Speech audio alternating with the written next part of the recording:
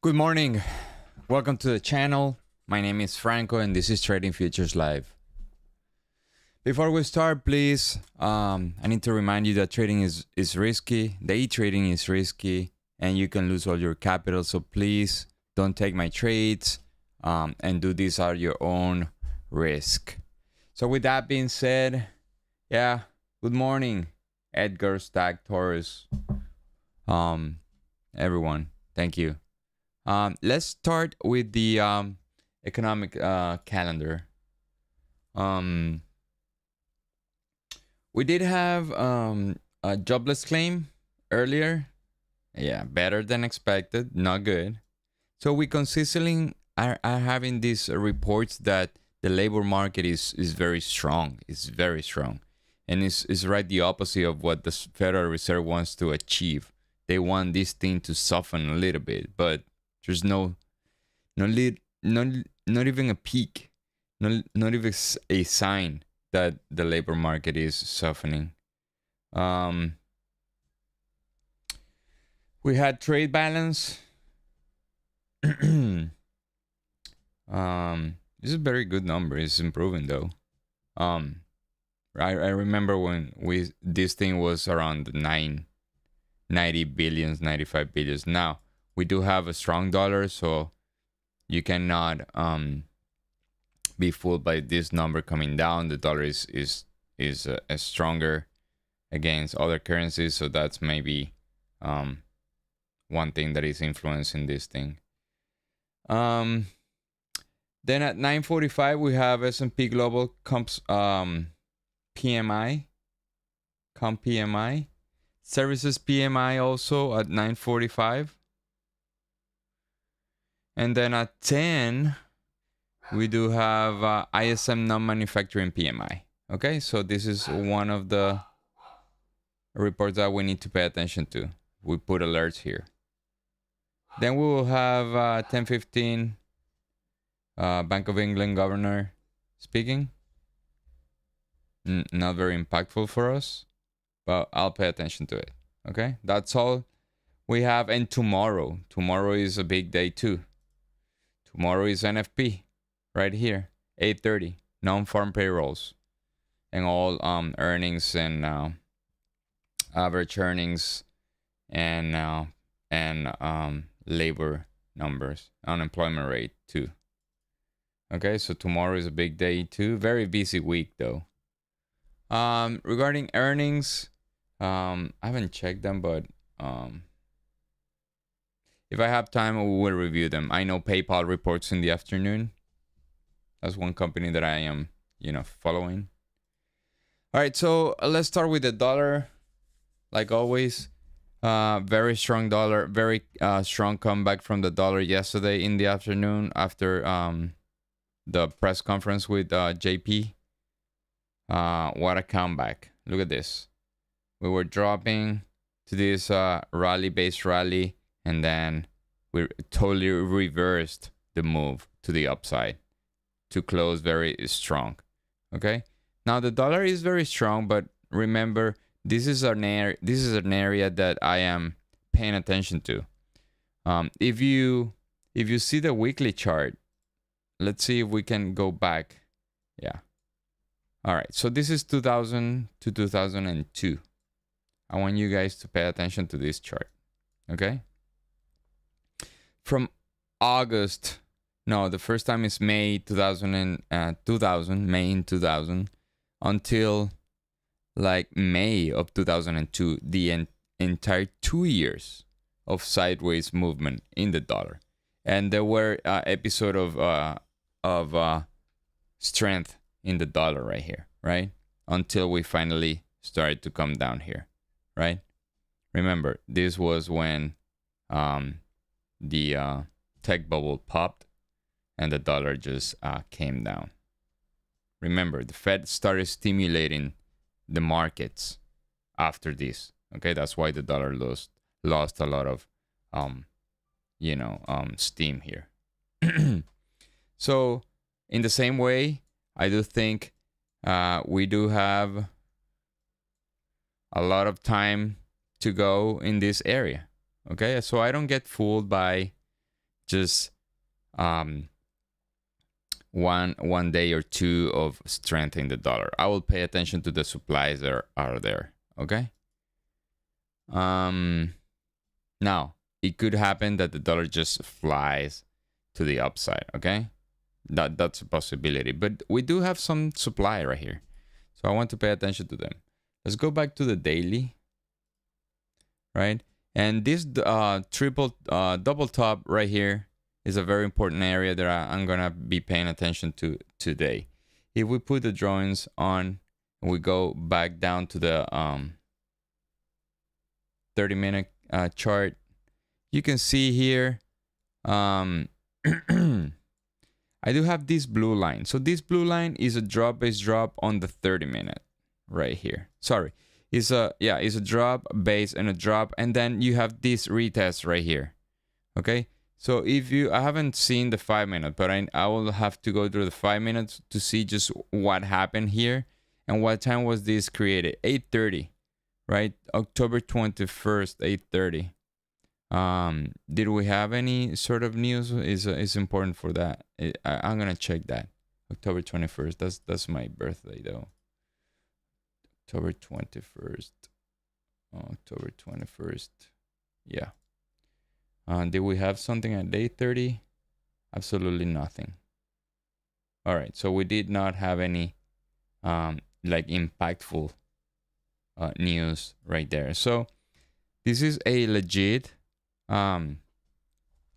supply zone, right? 8:30, and then the retest happened at 10:30. Ideal, right? So I want to go down to the 5 minutes and check what happened here.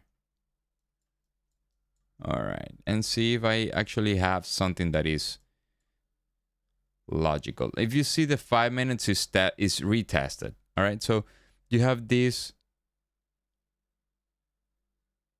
You have this drop base and a very shallow drop, then a comeback. Finally, we start to move out of the zone, and this is the retest. Okay, it's not a high quality, but I'm gonna put it here, especially because it's 9:30, right? All right, let me get rid of this.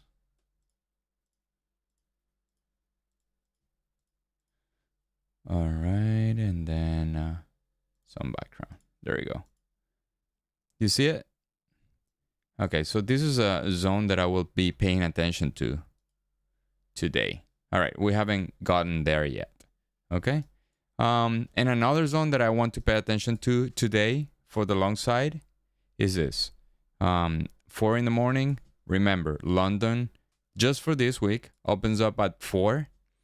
Then next week, we are going to change the time also. They go back to 3 a.m. for the open. Okay. So this is the London Open right here. This is the London Open. All this area I want to include to the long side. Also, this rally, a lot of consolidation. This is a explosive accumulation, right? So I want to put a line right there. Okay. Morning Beto, morning Stack. Morning Soccer.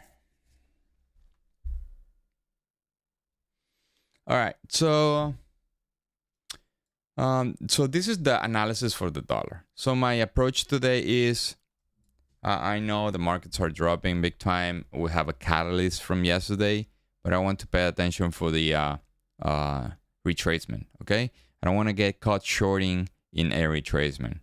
So if the dollar comes here, I'm not gonna blindly long the markets because we're very bearish. Right, I don't want to catch a falling knife. Instead, I want to wait for a pattern, double bottom, a explosive accumulation. I don't have any area like I'm gonna show you when we go to the NQ and ES chart. I do have demand right there because that's the last pivot created in October, right? Especially the NQ. The NQ is very weak. The ES is holding a bit better. So if you see the ES is it's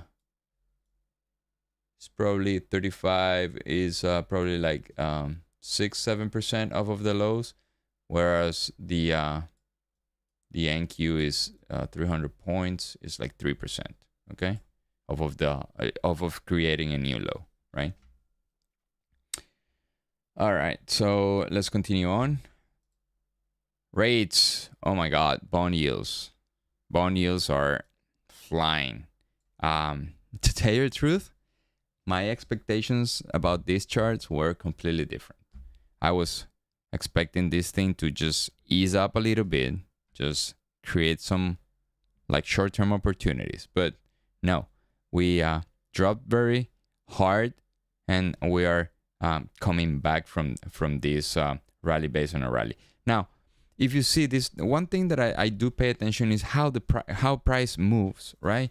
So it's so different how price moved up, because it moved up in a very like in a stairway manner. Like it created this rally, and then it went sideways for a little bit, right? Like few days, and then 2 days of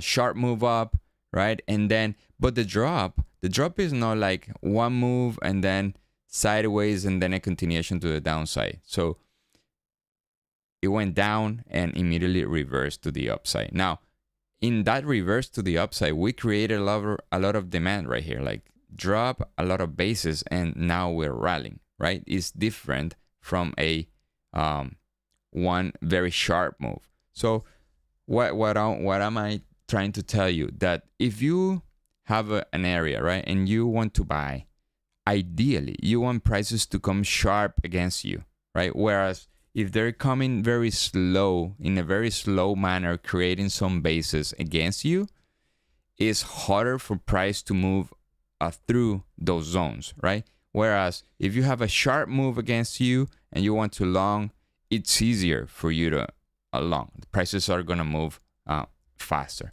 Okay, so this is the case. We already reversed basically everything that we were dropping during the week. If you go and put the weekly chart, take a look at it, right? We came here, all the last week, basically, we're almost covering the entire week last week, okay? All right, another chart that really impresses me is this one. I am really impressed by the VIX, even though the markets were down 2%, the S&P and the Nasdaq 3+%, the VIX didn't go up. It didn't, right? So I don't know what to take out of this chart, to tell you, to be honest. Other than probably we have some more downside, right? So this is, even though we're going down, investors are not panicking yet. They're not capitulating, right? Until we have a move so sharp like this one, I think probably the market will continue to go down. That's the only interpretation that I can give to this chart. And I acknowledge here, we do have some supply now. So if I would have a more common way of thinking, I would say like, all right, this thing has supply, the market has to go up, right? But it's not happening. This thing is going down with the market. So let's just try to learn out of this for futures drops or move in the market, so we can learn how to interpret this chart, okay? Let's go real quick to commodities. There is 5 minutes for the market to open. You cannot make this stuff up. Look at the crude oil. So crude oil came to the trend line that has been here for days now, and is going back down. I don't know the science behind the trend line, to be honest. I rather just rely on zones to trade from, but crude oil is apparently following this trend line. Okay, I do not have any supply here. I've checked like numerous times. Every time I see a drop, I say, all right, there should be something here, but nothing based on my way of analyze these charts. Okay, everything I have here, the move happened overnight, and the rest of the day, the day The regular trading hours for crude oil from 9 a.m. to 2:30 in the afternoon is just choppy and sideways trading. Okay. Regarding the demand, if I want to pay attention to any sort of demand right here,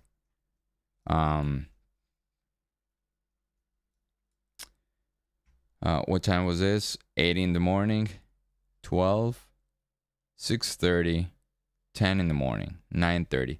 All right, so if I want to say something, there's not ideal. It's just a draw-based rally. So this area might have some demand. All this is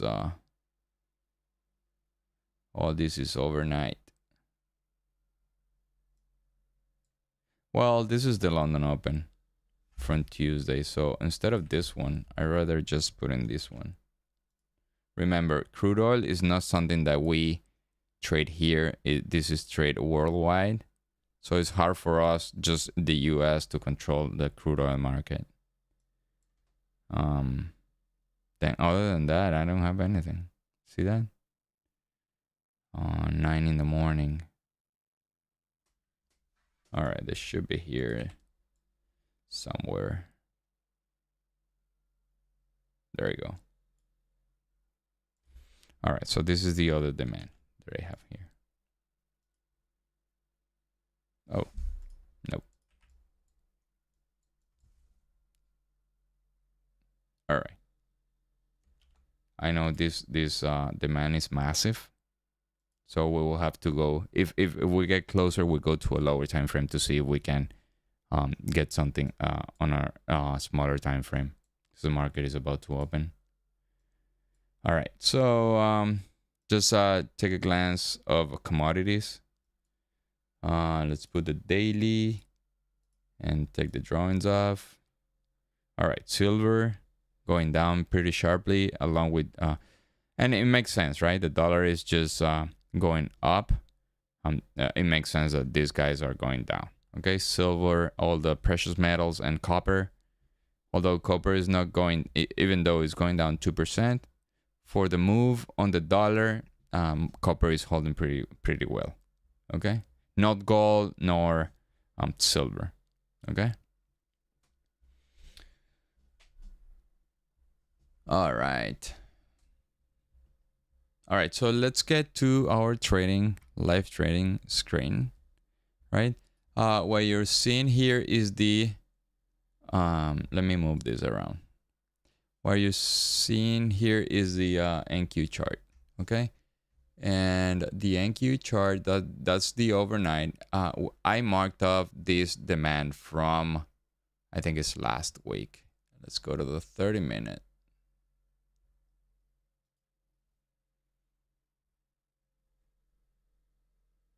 Yep.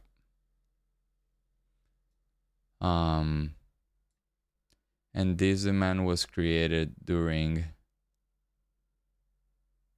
what was October 17th? What was October 17th? If I check here, October 17th, did we have any news? No, we didn't.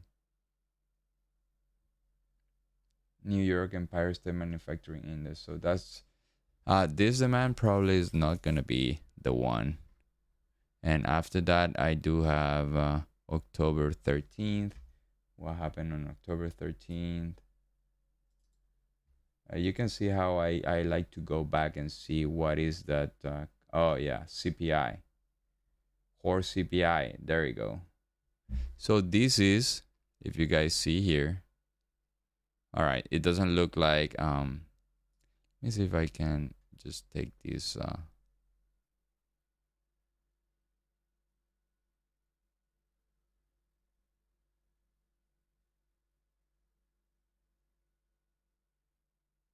All right, I don't know how to do it, but this is the CPI number. So this is the CPI report. So most likely that we're gonna get here to this level. I don't know if it's today or tomorrow, but 10,600, where CPI report was released. All right, so we're off. Obviously, we are in a bearish mode, right? But to be honest, I like to think more like a neutral bearish, right? I don't want to be just bearish because of what happened, for example, with CPI. Okay, so I want to be alert of what could happen. The dollar is approaching supply, and that is one thing that I need to pay attention to. And for that, I need to put the dollar in the screen. Give me 1 second. Yeah.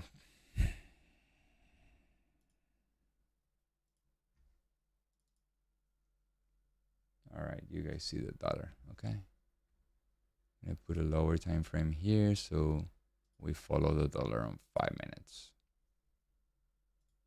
There we go. So my strategy today is here I will watch for longs. Here I will watch for more shorts, okay? Even in this level, like if the dollar happens to retrace here, which is 112.68, I will pay attention, okay, for the shorts. At this point, I don't think it's going to be a zone created during regular trading hours. So that will put me in a position for have more patience and wait for the area to be created during the trading session, okay?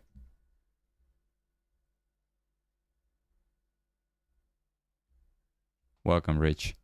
So Carnatic, like not to lose is #1 mandate of us, right? As a traders. But at some point we need to risk.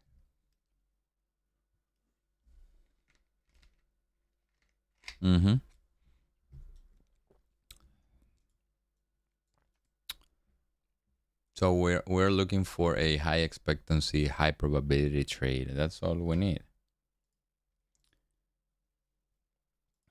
All right, internals opened up negative.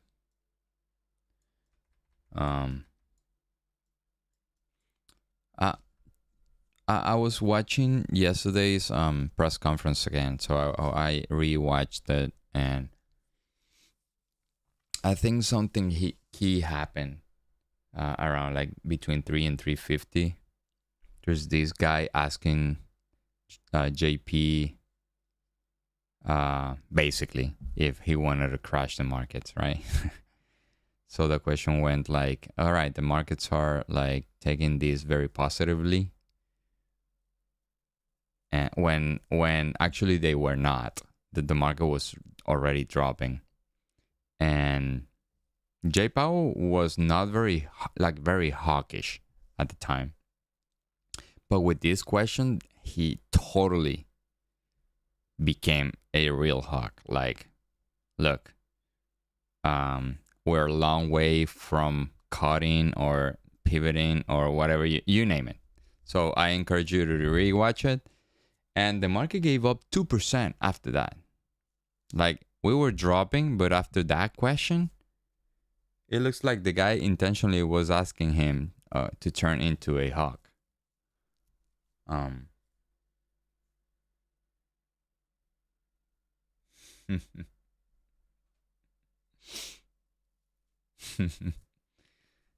Your life savings, your house.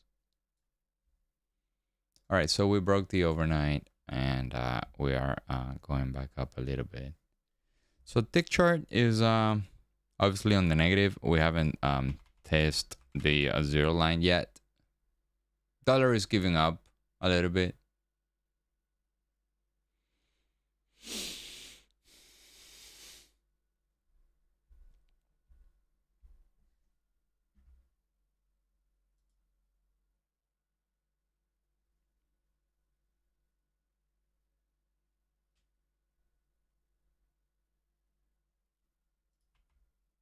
If you like what we do here, consider subscribing to the channel and hit that like button. Smash it, like Soccer Natic says. Smash that like button as hard as you can. Don't break your computer though.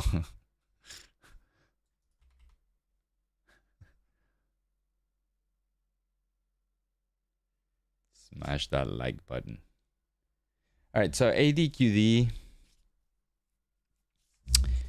opened up like minus 1,000. Now we're minus 1,700.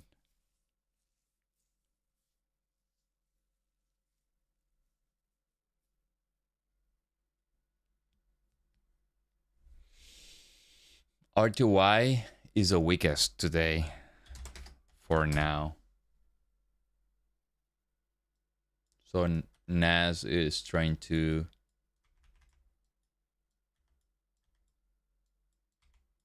Nasdaq is the one holding pretty like Nasdaq is the strongest one for now. If you go to the 5 minutes,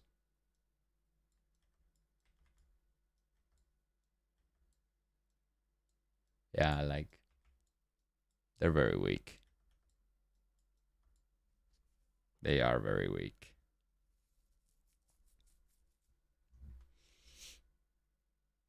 The dollar continues to go up. So I'm gonna set the risk for today. I'll put 210 bucks. Yeah, 215 bucks. There we go, 1%.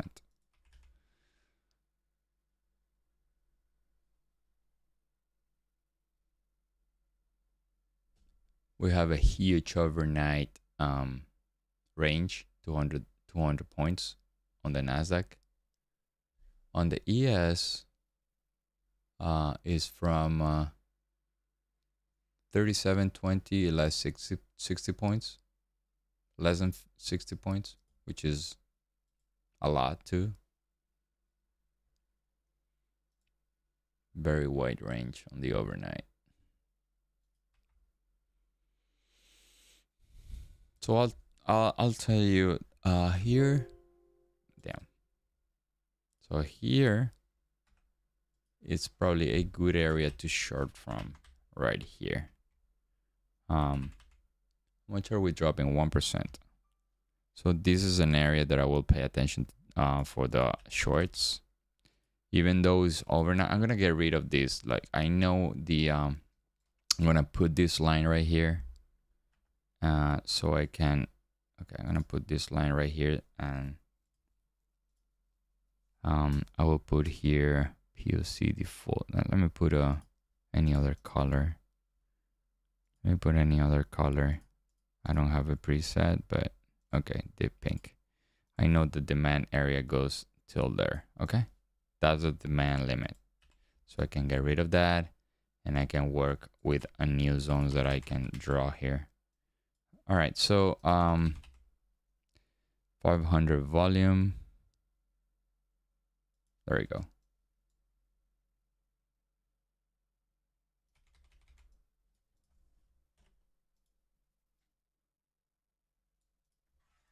All right, so this is my area to short from. I'm gonna put a wider. There we go. Let's see if we can get that one. Let's see if we can get this one.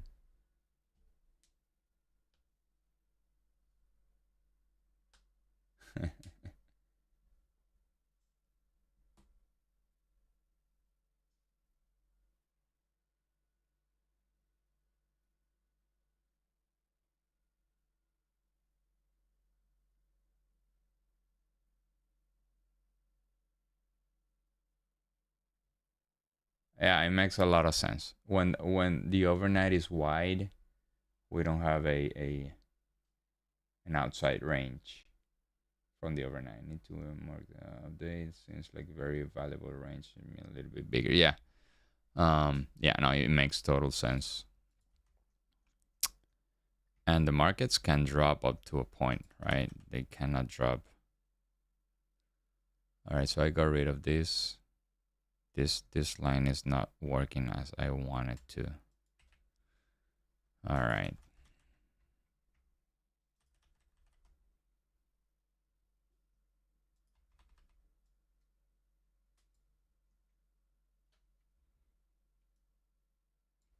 So tick chart is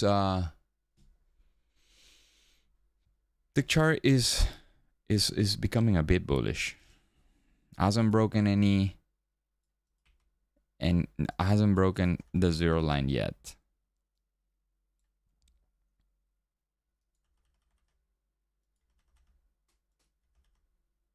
I do have some signs here of explosive accumulation right here.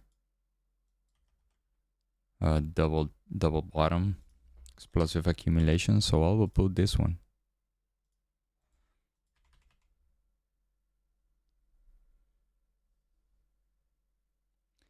Now the dollar is in the middle, right? So the dollar has an uptrend. Let's say I want to take this one. Let me see how much is this. How much risk, I mean.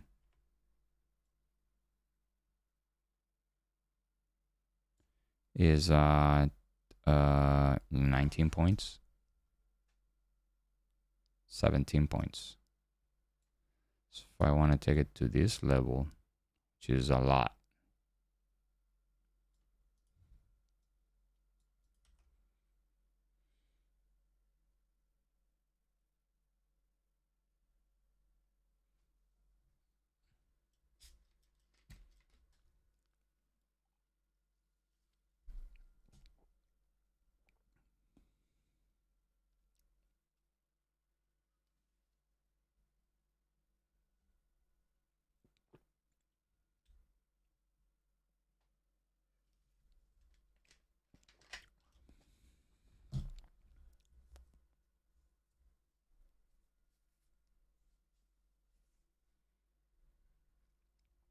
Remember that we have ISM, non-manufacturing PMI at 10. So we need to pay attention to that too. Is it going to be like yesterday? Absolutely not, but it's going to put some volatility into the market.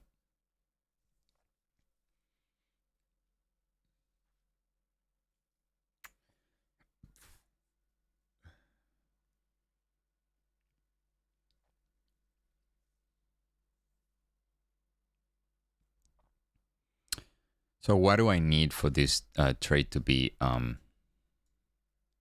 a good trade? So number one, I do need some exhaustion on the tick chart. Exhaustion might be minus 400. From minus 400 to minus 600. That will be a good exhaustion for today's chart. Let's go to the 7-minute. I want to see the 7-minute. Nice. So the 7-minute is good. I rather just this thing to be there, right? Close right there. So the next one.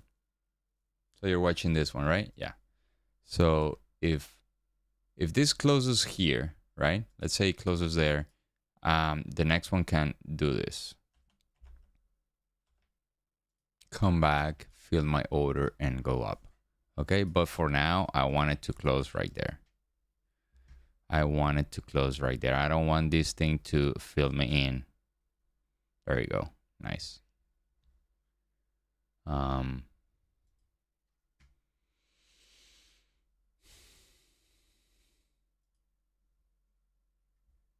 Yeah, that's not good.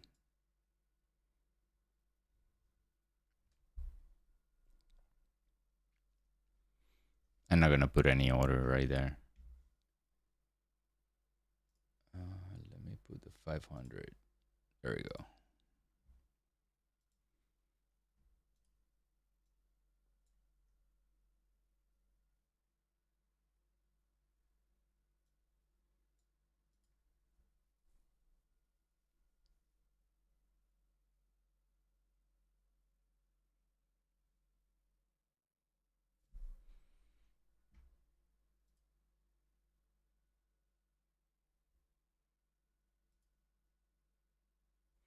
All right, so we can forget about this area, right?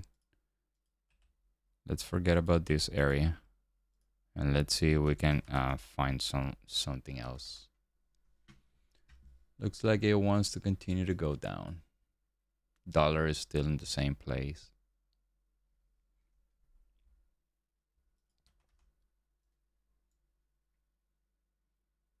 So we're starting back at the beginning. I got nothing here, okay?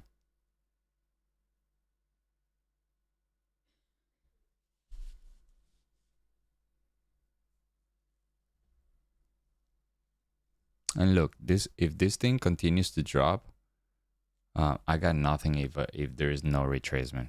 Okay, if there is no retracement, I got nothing. There's no way for me to enter this trade. And here, all I had was overnight. Let's see if I have something here. Actually, this one is not bad. Actually, right here.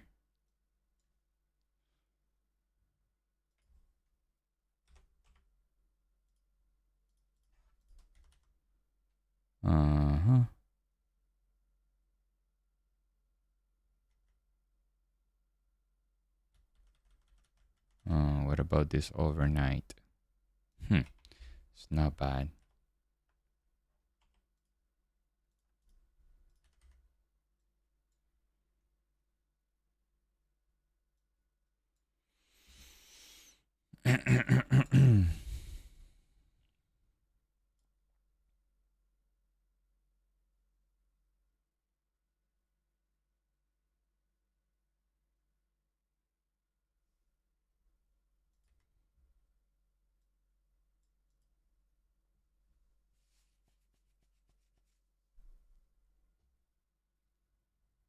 So tick chart is not saying more shorts. Tick chart is holding pretty nicely there. So if we break this to the upside, I might take this to the... I need this thing not to be touched again. I want this to be fresh.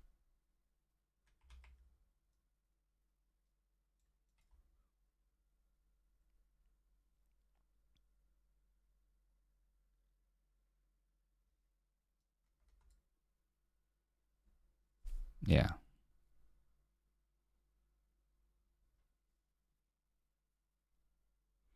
So the supply right here didn't get filled. So it's still fresh. This is a lot of wicks right there. So ideally, like this part of the supply is the one that I like. That means that if we do this, how much will be a 2-to-1? How much will be the 2-to-1? 3-to-1. Wow, this is 10-to-1. If we get to 10,670.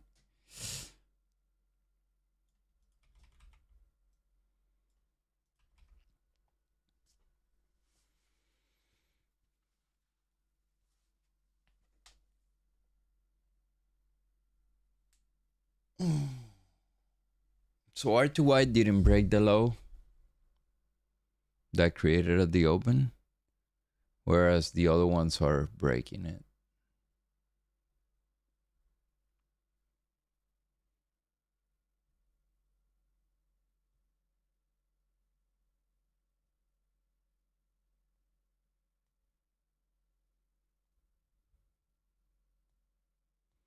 $750 to go long. Oh, 600. No, 600 is not bad. I'm looking at 600.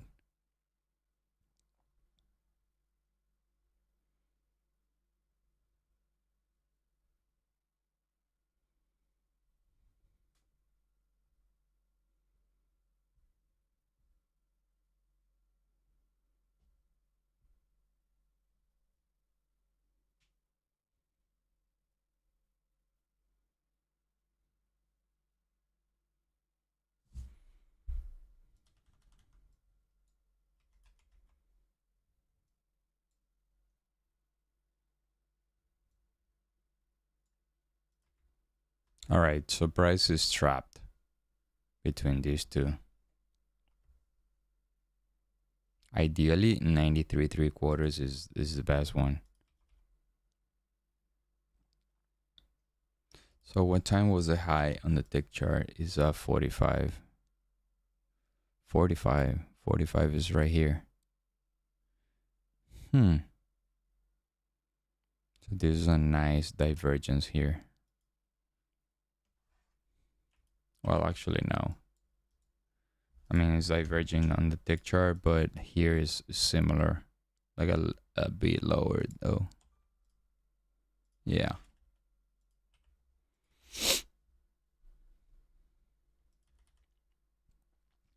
So here's the deal with this supply. If I were to take the entire area, look, if I were to take the entire area, for me to have it at least 2 to 1 is right here, is 740. So I don't like breaking those lows. Like I'm asking too much for my trade, right?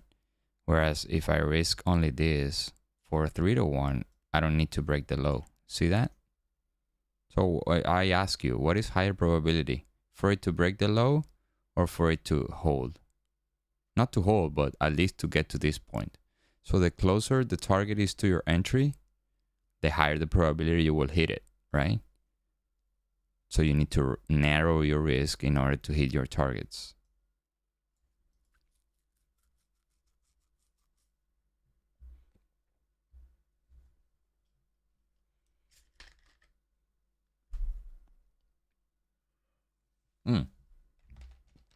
I do think that area is still valid, the 93.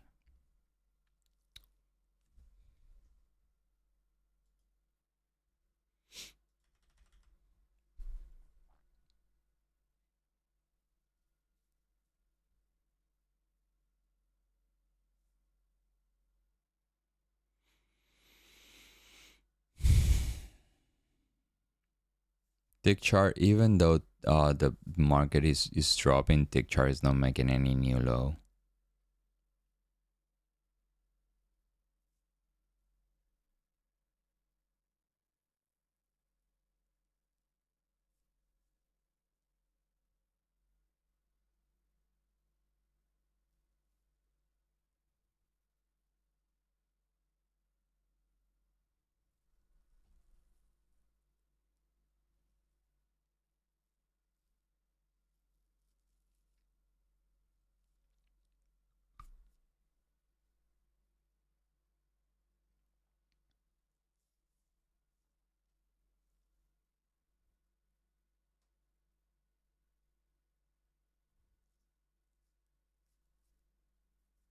Now the market created a nice drop base drop on the 7-minute.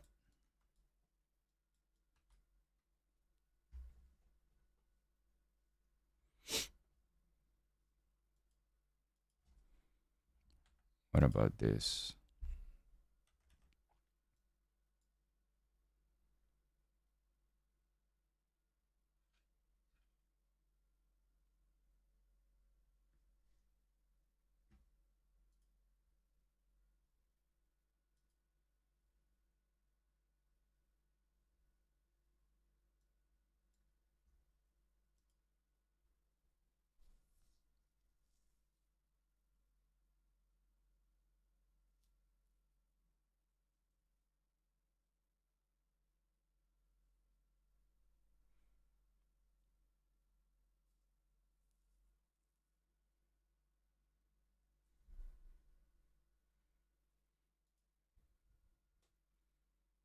So the dollar is right there. Until the dollar does not move from that area, that's sideways since 9 in the morning. So I will consider this thing just going short. Okay? If the dollar moves out of the area, then I'll reevaluate. But for now, I will just consider shorts.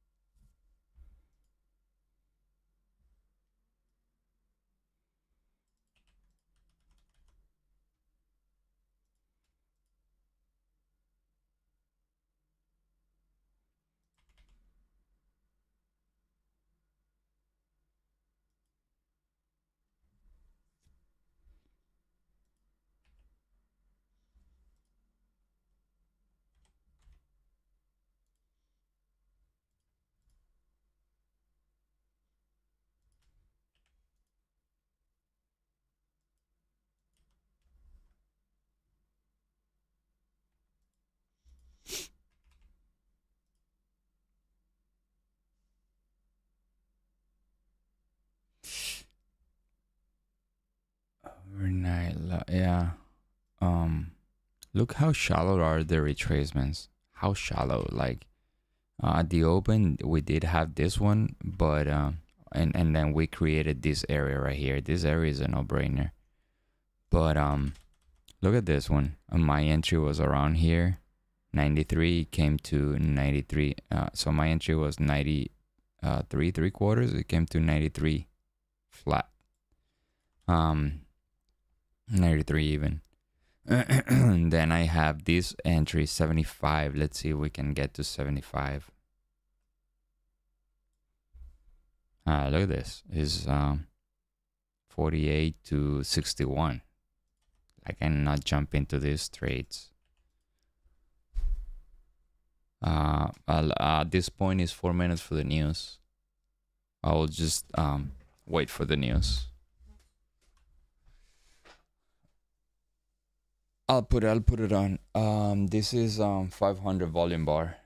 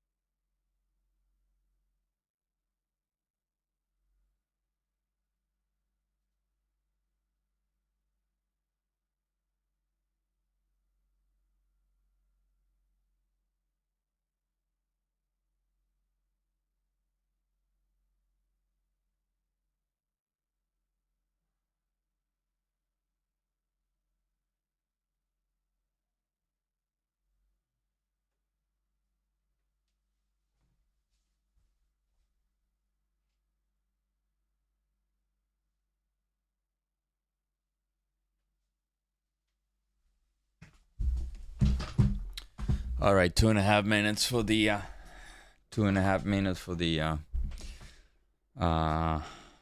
news. For the new here. What do we have today?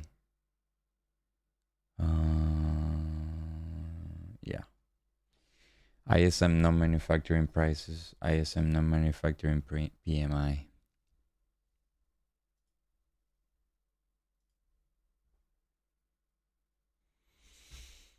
I like this 94.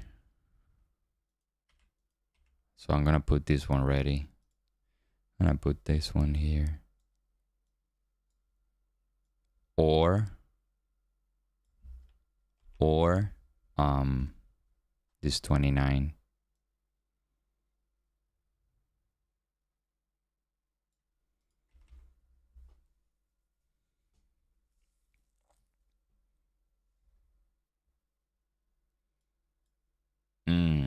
And the 7 minute is gonna close 1 minute before the news. So that's nice. That's good. Even this 54. So I wanna see if I have something like really meaningful here. 54. This one. I would say this one.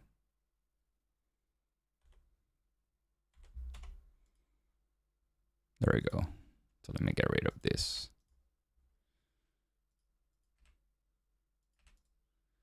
So I have two options here, like 64 and then a 94. Let's see if we can have some spike. All right, 30 seconds.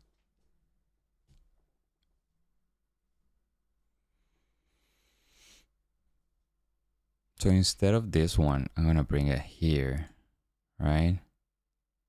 I'm gonna bring it here, and I'm gonna be ready for this one. 3 to 1 is fine.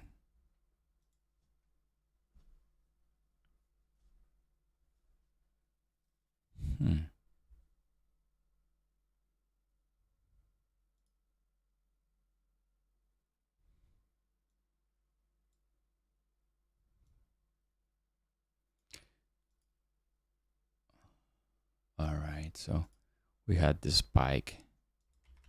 Oh my God, look at this. I should have put the order limit. Look at that. Oh my God.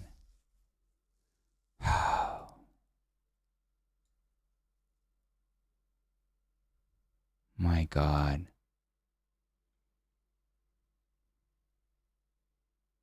This is hard for me to trade it. Look at that thing. Oh my God. So if I didn't have the order there, that was it. That was it.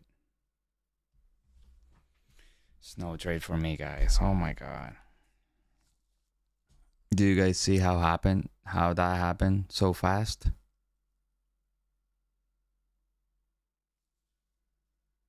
Yeah.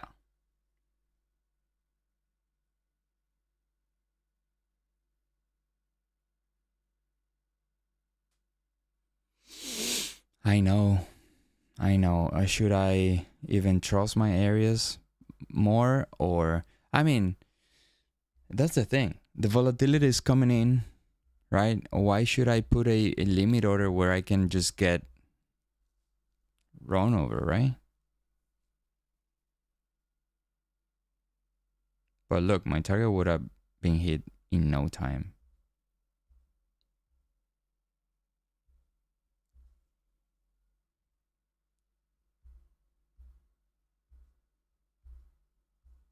So I want to go see the tick chart. So even though we created a new low, tick chart is holding pretty nicely right there. It's holding pretty nicely. Now we have a new high on the tick chart.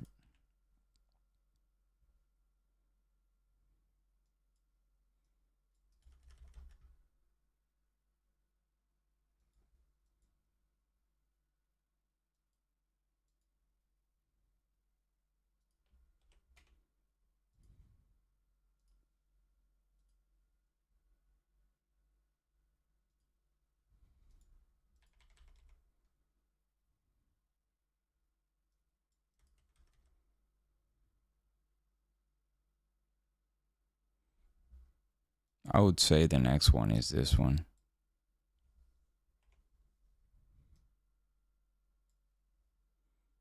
Yeah.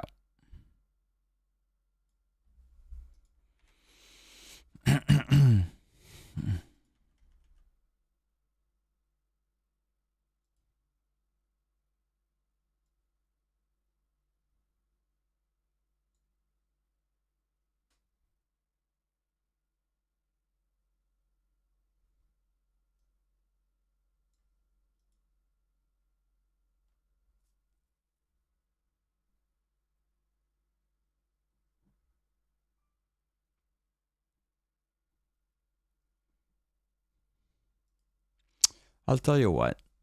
So tick chart is not bearish. Tick chart is definitely not bearish. ADQD hasn't broken any low. So they're both sideways. And the dollar is breaking to the downside of the range.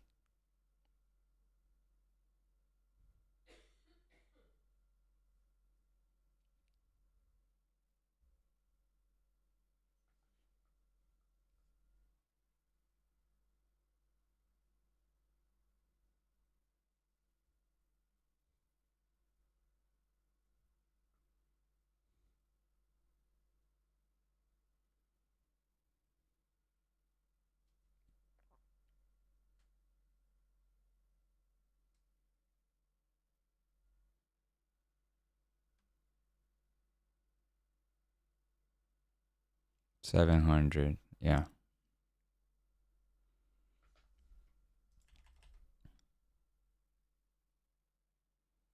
All right. So right now I do have this area right here, the 3650.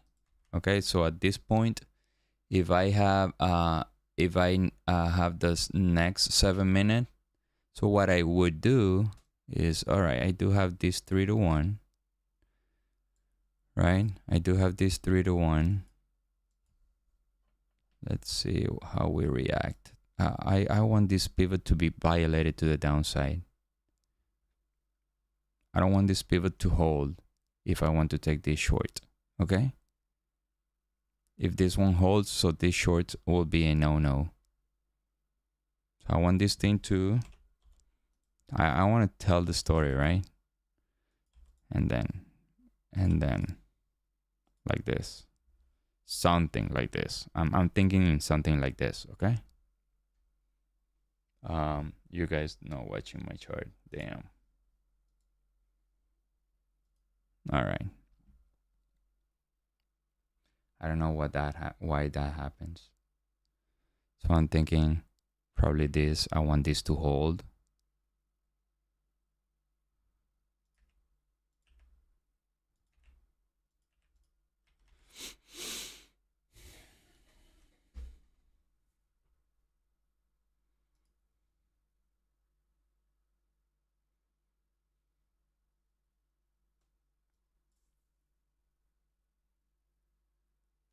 Yeah, but do you guys see what I'm thinking? I don't want this to continue to the upside. I wanted this to do this, right? And then to the downside, and then boom. So to see if I can take both trades.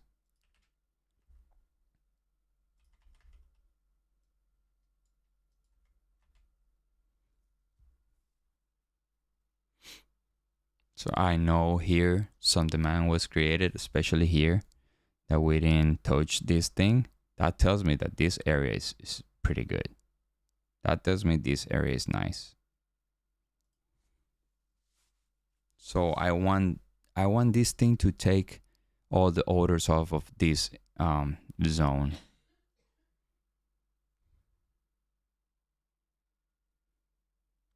And then some rejections.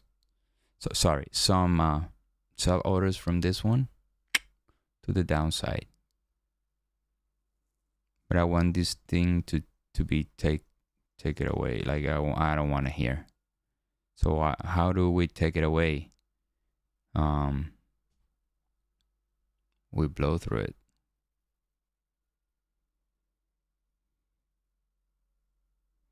And there's one risk is that we come here. Like one possibility, right? This is going to be my target, but one possibility is that we come here and we come to retest this. At this point, I'll be more than 1-to-1, and my stop will be moved. And then a continuation to the upside, but ideally, boom. So my target gets hit, and I actually could take this to the long side.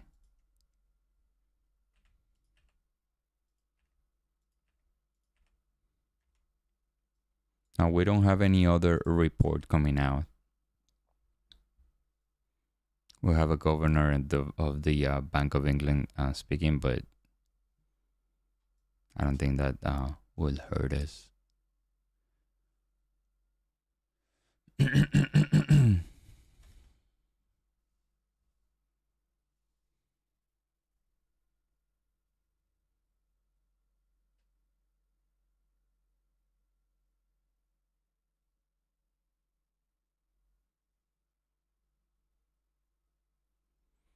All right, so new 3-minute. Let's see if we can take this one to the upside. I don't think ultimately this one is going to happen right now.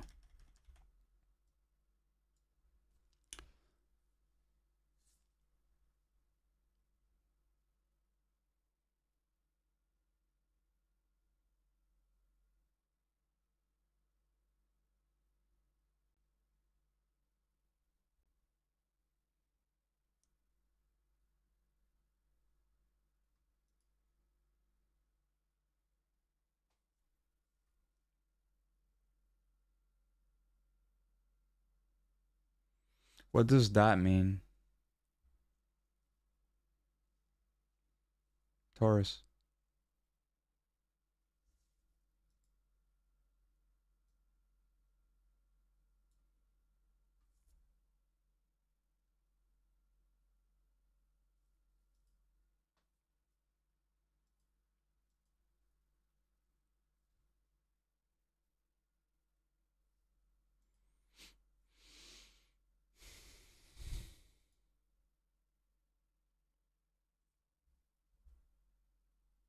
Yeah, the overnight low again.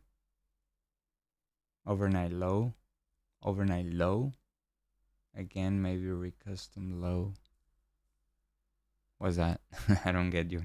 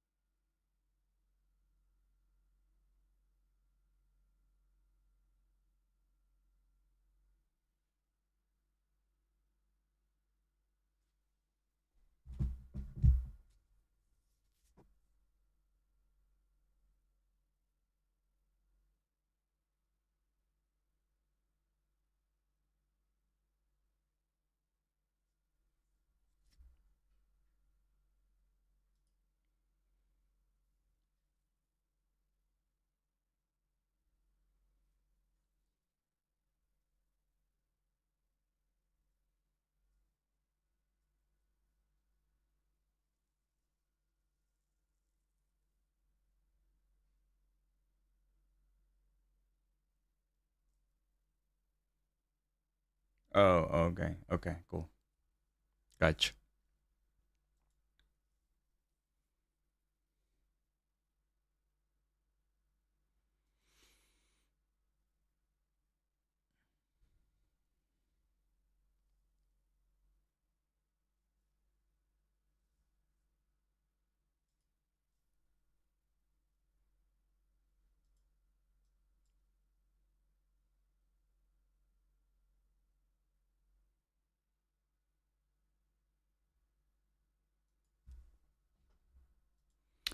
So I don't think this one is bad long though.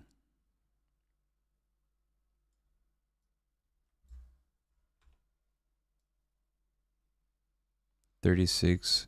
Wow, 30 points. That's a lot. So we'll have to narrow this thing.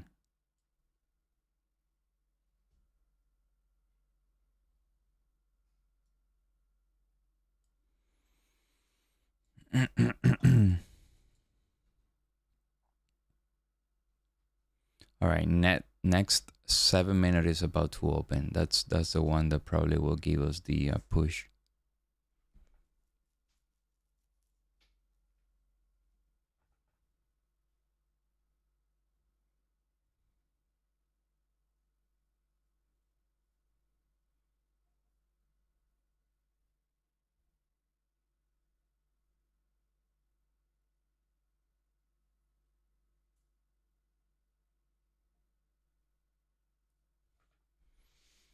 I'm gonna go check the 240.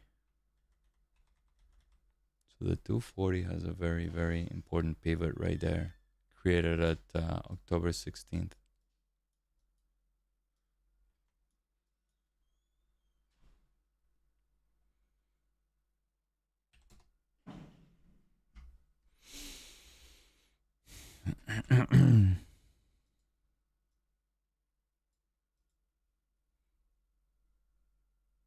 No, I will not short in this level anymore. I don't like the 94 anymore.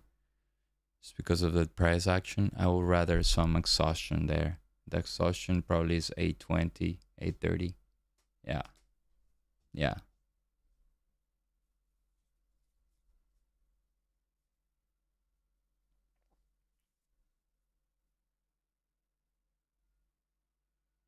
Yeah.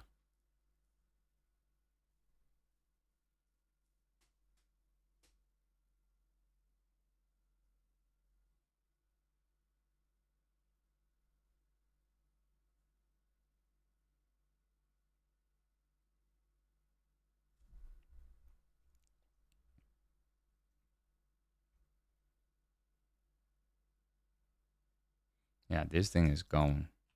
It's not gonna come back. Let me see if I can find something here. Yeah, I like this one.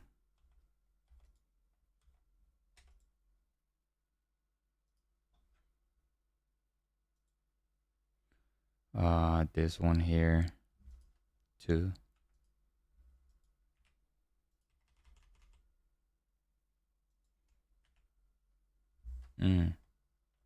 Actually, this one also.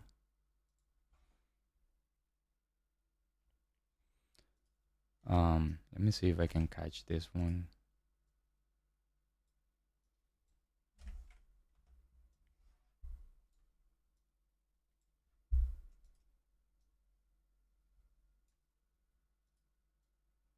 So 934.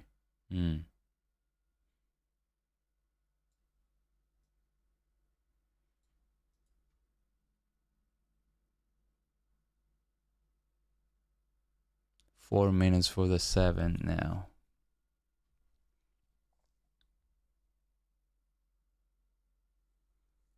4 minutes for the 7 minute.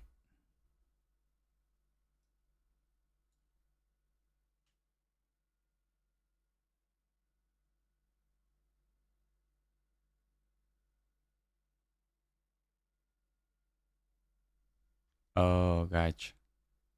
Yeah, click live. Click live. So my short is right here, 829. Let's see if we can get this. This area right here, it's not bad actually. Which is that? 7. There we go. 2 to 1.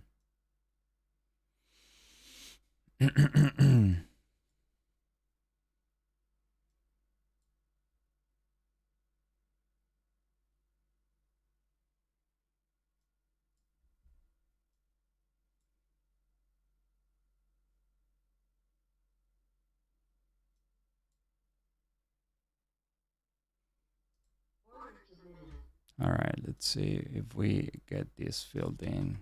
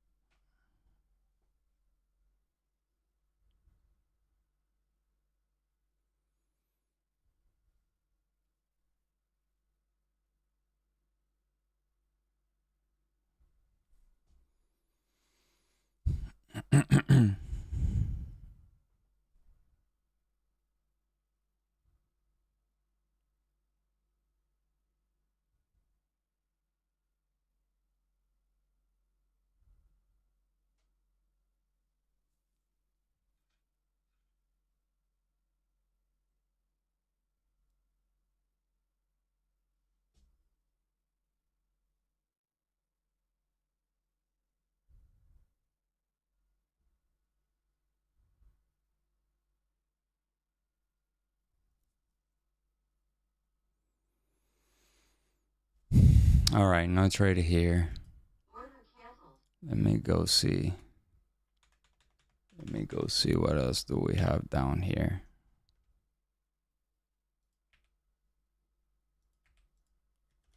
So we do have this one. I do have this level, the triple top here.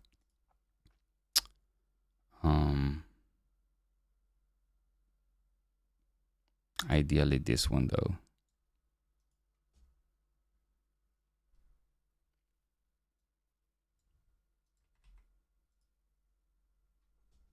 So the dollar is not bad.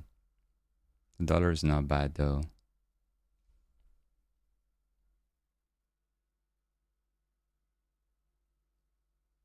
I think we might have some room on the dollar to go down.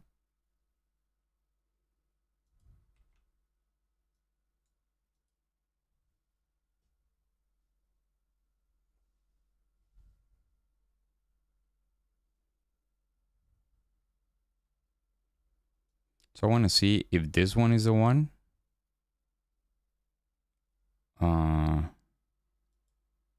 Damn, it just dodged this.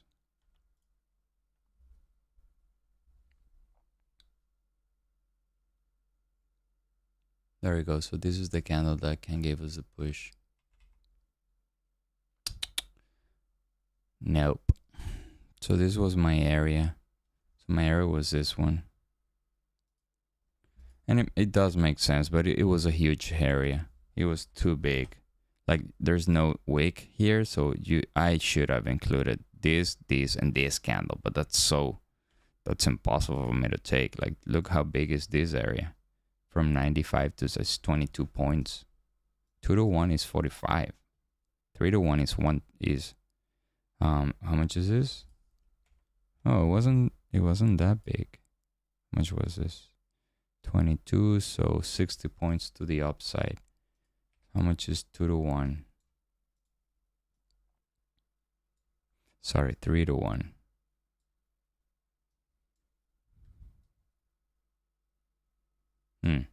It's beyond this 29.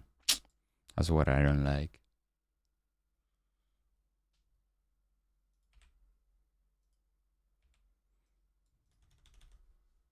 Just wait patiently for either this one or 29. One of them is gonna get there. Now I cannot go long if the dollar is below the blue line that we put there. Okay, so if the dollar gets below this line, there's no long for me. Okay, just wanted to show that.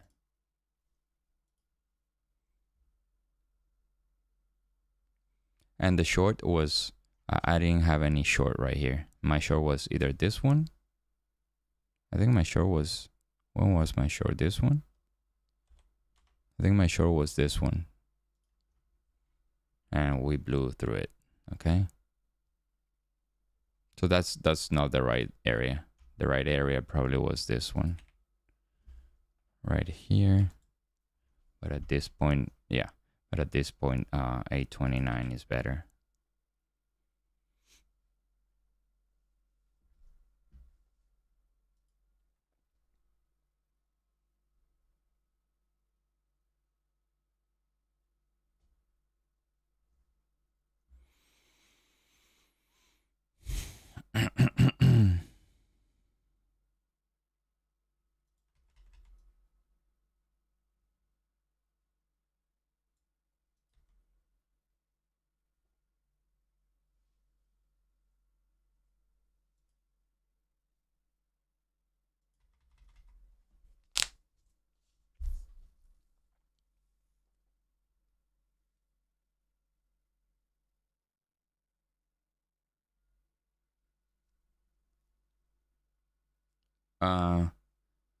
Yeah, I do like 829, but yeah, it does look pretty good to the long side though. Now ADQD is coherent to the long side.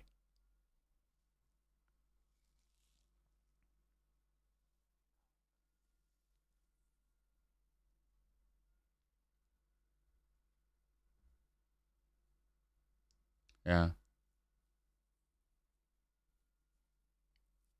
It does make sense that turn, like, after yesterday's drop.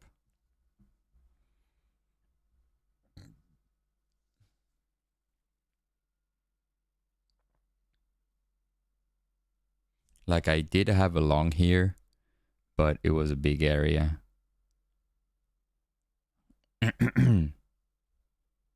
So now my long is either 59 or ideally 36.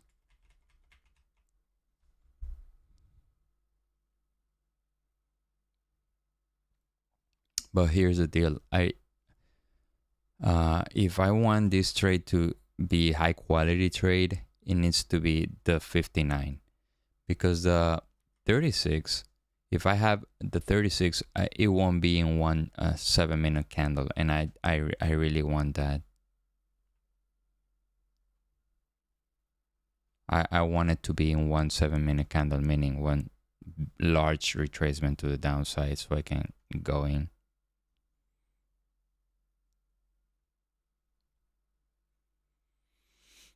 Now, if you see what's the difference between the drop and the way up, look at the drop.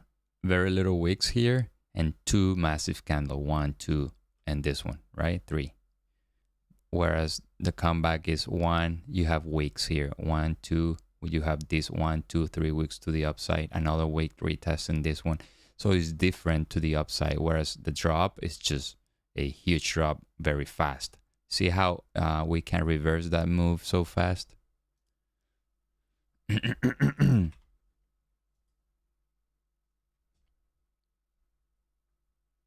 Like, there is a 1.5 minute for the 7-minute.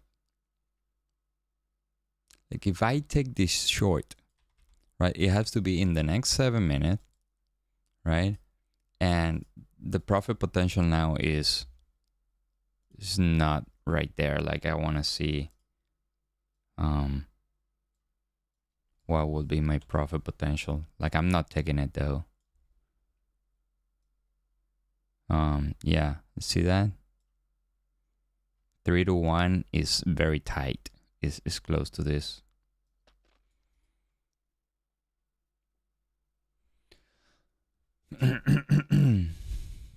So 45 seconds for the next one. Although the dollar is in the demand, so technically, and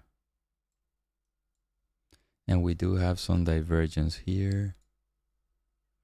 Let's see if the next one gives us the entry, the next 7-minute.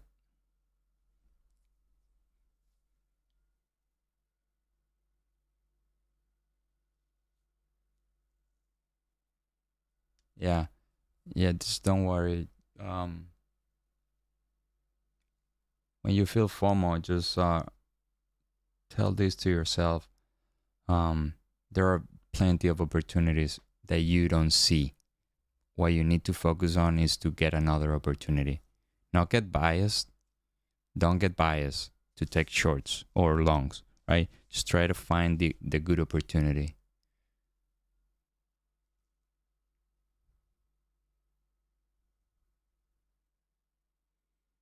All right, let's see if this one gives us the entry. At this point, I need for this thing to breathe below beyond this pivot. See if I can get it. Dollar is in position. Is below the blue line. Dollar is below the blue line. Tick chart is diverging, but bouncing off of the zero line. That's one thing that makes me skeptical a little bit, right?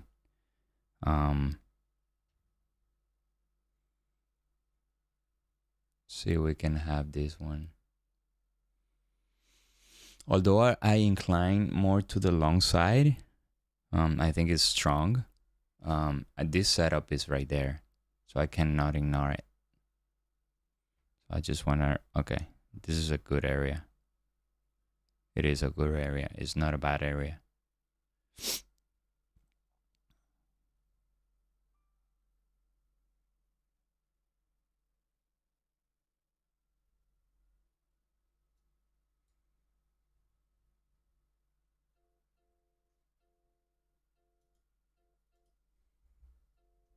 All right, it's not a good time for gold to bother me. All right, so the order is right there. Internals. Okay, that's good. It's good that tick chart is not making new highs. If it blows to the upside, then we never took it.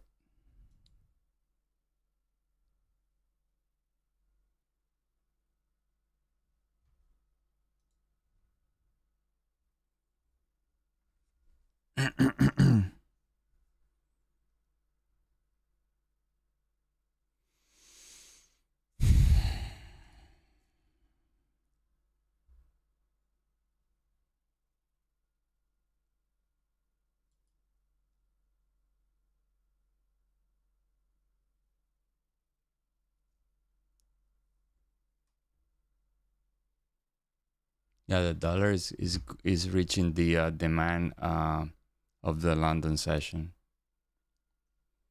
So there is still like a couple points to blow this area, right? So where my stop is, you guys see my stop, right? If it blows through that stop, I will take the order off. It looks very strong though.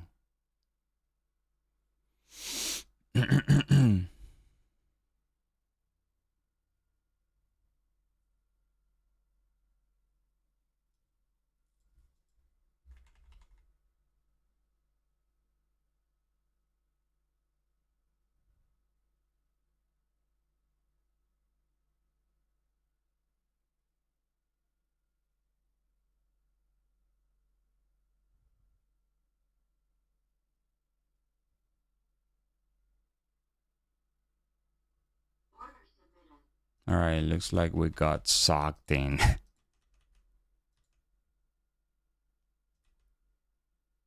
All right. So the dollar is in a good area. Tick chart, not so much. That's one thing that I don't like too much, the tick chart. But it is what it is. Like, this is the setup. We gotta execute it.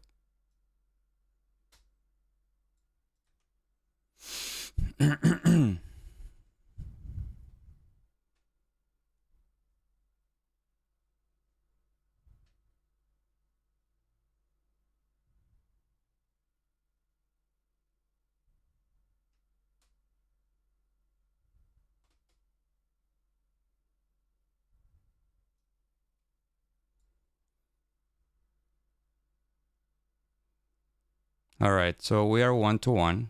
I'm gonna move my stop to break even. So tick chart now is going very bearish. I mean, it has an exhaustion right there, which is not good for my trade. I rather just this thing to hold in a more positive territories.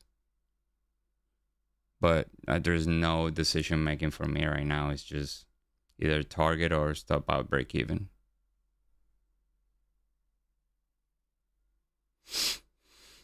Which is a likely scenario. Like the stop out break even is not unlikely. I think is very strong. But the setup was there. The setup was there. The dollar is in demand.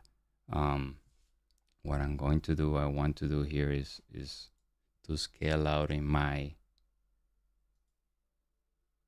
Oh yeah.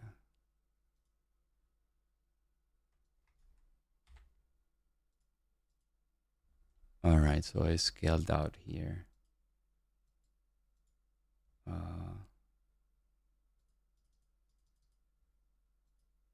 Yeah, I scaled out in my other account. So I want to unlink this. There we go. Cool.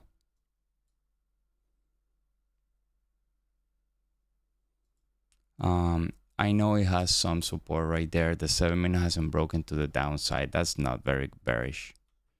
But I think the dollar has some room to go back up.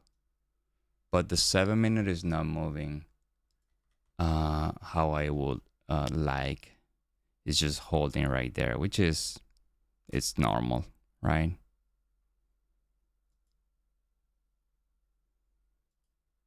So I am barely 1.5 to 1 probably. And it's holding right there. There's no way for me to, there's no scale out for me right there. My scale out could be around this point, like here. Probably not like I'm very enthusiastic of scaling out.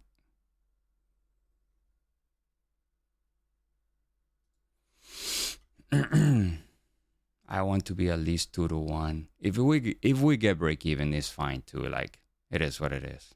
Like there's no way you can know what is going to happen.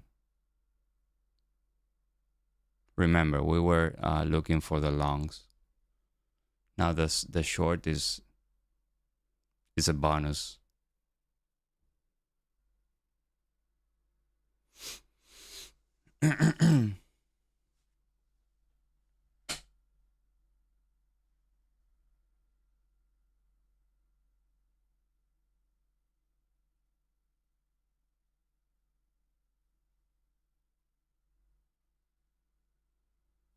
All right, so it's time for me to scale out. Oh shit, what happened here? What happened here? Oh, look at that. So I had to close everything, guys. I had these toggled in. Damn. That is not good, guys. That is definitely not good. Do you remember that happened to me once? Remember that, right?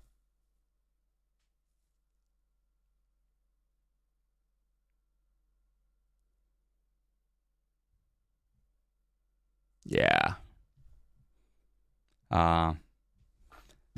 That happened to me in the past. I was distracted. Every time I get into one trade, I need to deactivate the smart risk because I don't know why this shit, like, oh my God. Give me 1 second. I close the entire trade. I am probably 2 to 1 in the trade.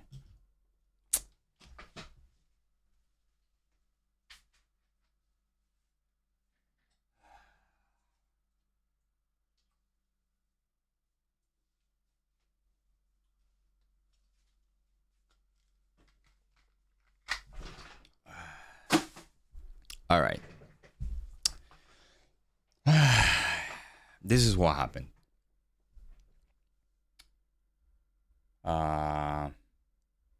Yeah, accidentally closed the position. Accidentally, but this not accidentally. This happened to me in the past. I was distracted. Every time I get into one trade, I need to deactivate this toggle here, the smart risk. You know that? The smart risk? Oh my God, I can't even talk. I'm so pissed. Damn it. I was trying to scale out here, and my target was around here. So time will tell if I will hit the target, okay? So I wanted to scale out here, but the smart risk was toggled in. It was toggled on. I don't know how to say it. It was on, this thing. See that? So when I scale out, I need to have this off. I need it. Because if not, this thing will close my entire position and do something crazy, right? Like it did. Actually, it didn't only close my position, but it put one contract long. So I panicked and I hit close, which is a good reaction. So I closed the entire position. But my intention was to scale out right here. And this is the second time it happens to me. I thought I was trained for it not to happen to me again, but sadly, it happened to me today. Oh God.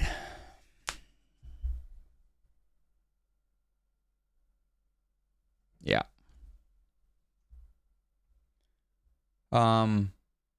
I know green is green, but I know green is green. Like that you're right. Okay, you're right.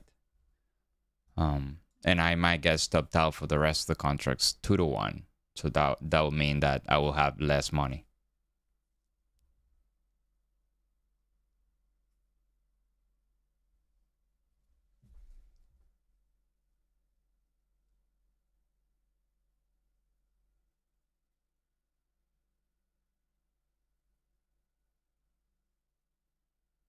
That's why I'm trading micros, because I want multiple contracts. Now I did have a great trade. In my other accounts because I was leveraging big time. So it's a pretty good day for me today. Even though my main account is just showing $400, $372. For the rest of my accounts are very good.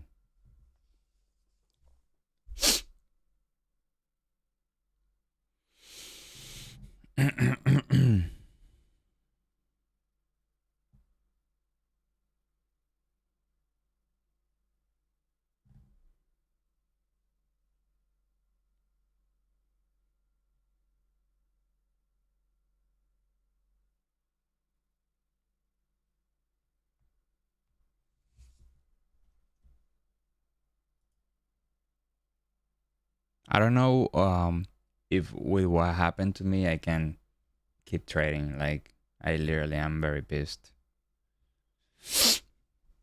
If you don't mind, guys, I'm gonna step away for 5 minutes just to get some fresh air and sun, okay?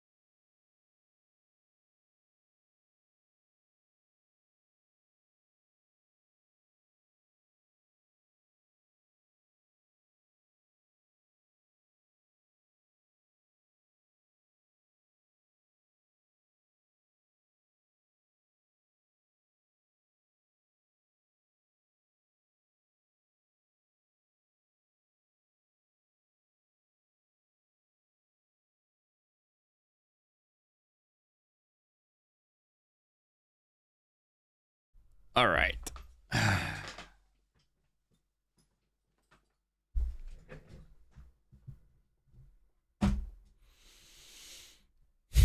I would have gotten break even though.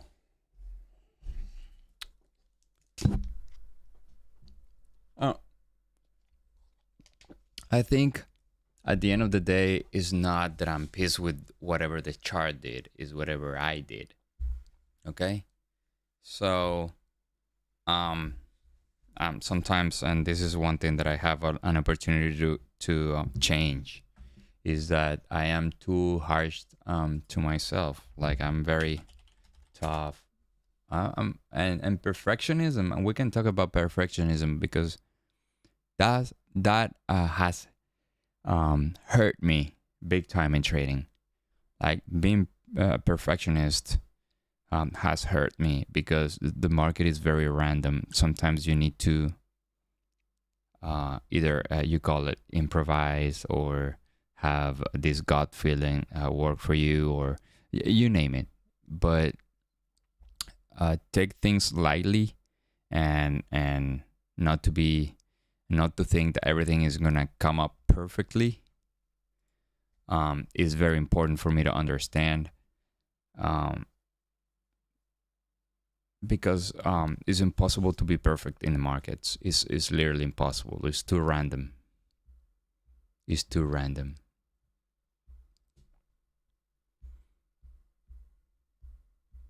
All right, so the long was the option that we were looking at, and it was a good direction. But we never got any field. Like here,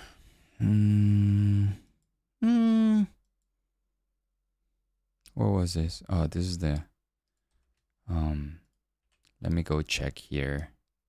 Yeah, we never had any long. We did have this one. Never came back after that. This one would have been the one, but this is where I had the short here.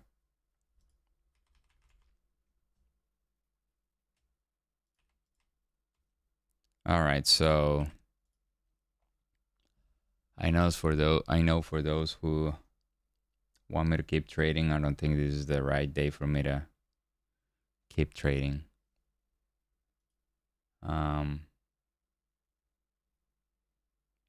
Being a perfectionist, yeah, nobody's perfect. Yeah, it's so wrong, but it's something that I'm working very hard to change.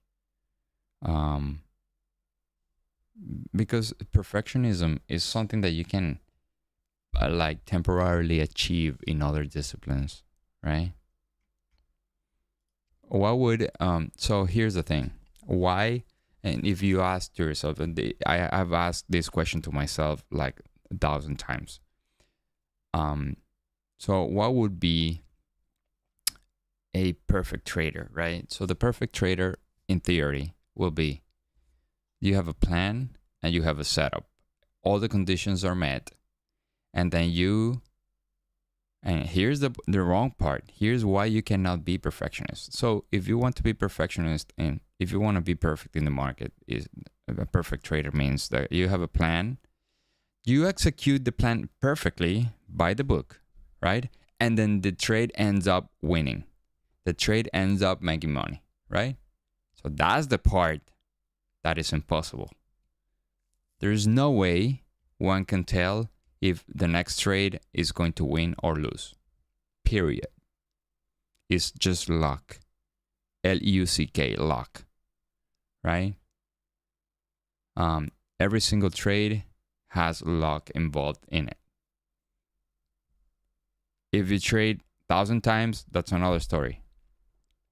But per trade, on a trade basis, one-on-one trade, there's no way you can say your next trade is going to be a winner. So, hence, you cannot tell that you are a perfect trader because nobody is perfect, right? You can assume you're a perfect trader if you execute, but if you lose, you will have some expectations that, damn, am I a perfect trader? if I didn't make money in this trade,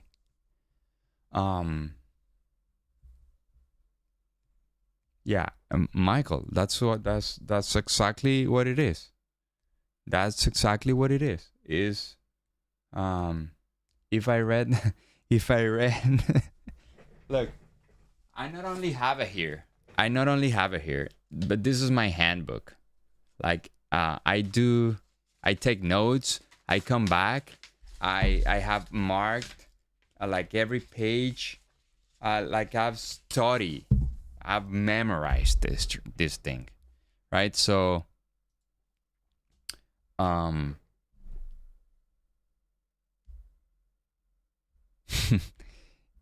not random. Looking hindsight, that is not random.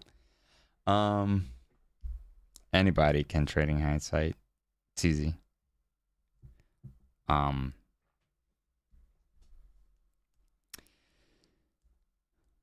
So my point is that I struggled with perfectionism, because you can achieve perfectionism in some areas in your life. Temporarily, right? For instance, if you're an artist and you paint drawing a paint, whatever, it can be perfect, right? I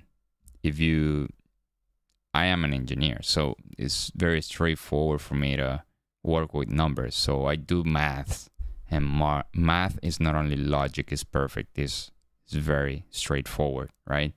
So you can get answers that are logical and perfect. So in that sense, you could say that in other areas of your life, you can achieve perfection temporarily, right? Not all the time.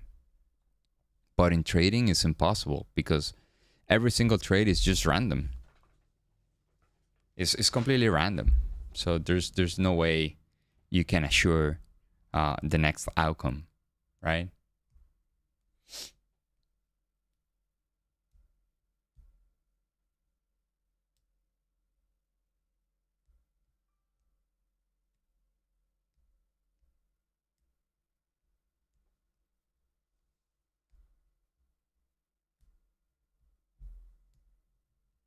Yeah.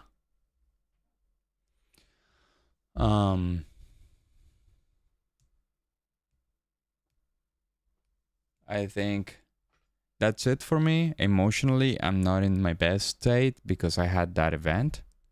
Like I say, I stopped complaining to the chart a long time ago, but I still struggle complaining with myself. Like I still struggle trying to fight with myself, with my old self, right?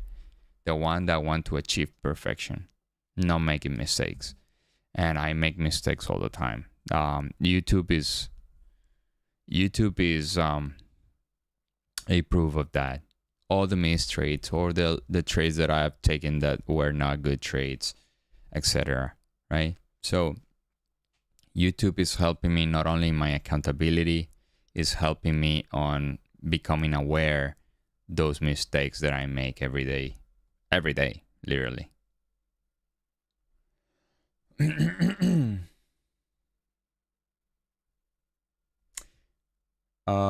MB. So the setups that I trade are still probabilistic. There's no way I can know and assure you my next trade is gonna win. That's my point. So I put probability on my side when I trade the right setup and with all conditions, right? That's the whole point in trading, right? But just to say that my next trade is going to be a winner is an idea that is flawed by definition. Why? Because I have the setup, and not right now, but when we had Trump, he used to tweet randomly, right? He used to just throw a tweet out. So that tweet is like a news report hitting, but unexpectedly. There are computers, there are algos just paying attention to that thing. So I used to trade when he was president, and he used to tweet. So you have it set up, and then suddenly the thing moved 100 points in 1 minute. And when you realize, oh, this guy just threw a tweet, okay? So that's why I would say any event can disrupt the setup. That's my point. So you cannot, you're putting probabilities on your side, and that's what he says. That's what Mark Douglas says here. Like, yeah, you have a setup and you're trying to be the casino. But does the casino wins every time? Every time you activate the slot machine, does they win? No, they pay you, right? They pay you sometimes. So that's another thing. That's another thing. But that's the technique to trying to keep you coming into the casino, right? That's and I'll tell you how that is called. Is called reward prediction error, right? That is called reward prediction error. So they will give you a little bit. They will give you a little bit so you can come back. That's their business, right? This is a different business model. But if you try to be the casino, the casino still loses, even though overall they make money, right?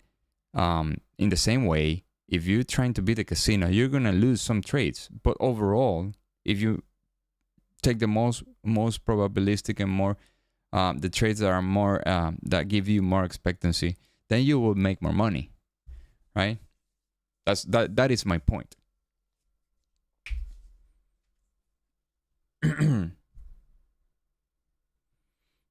But trying to say that I will win the next trade is wrong. It's not only wrong because it's a lie, but it is wrong to my subconscious mind to feed my neurolinguistic programming to say that like I will win the next trade. Anything could happen.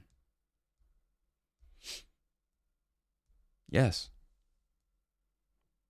I'm a bit heat up. I'm sorry because I'm speaking, in a loud voice and stuff. I'm a bit heat up because of what happened, but I just need to improve that part of me.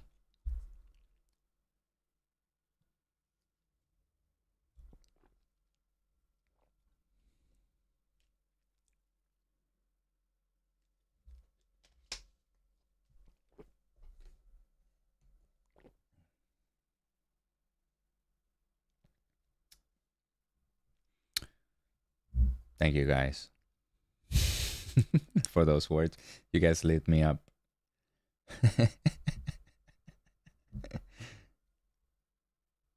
No. I will be sleeping in the couch if I do that. For sure.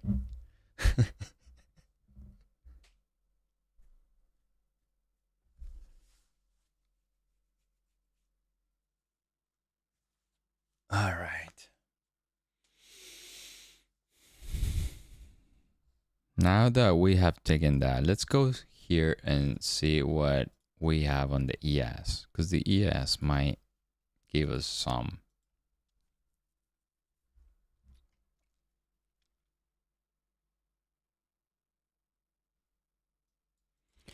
All right, so the good part of this upside is that we have traces of demand right now. Probably are not going to be in play today or tomorrow. You don't know, but you certainly have some, okay? For the near future.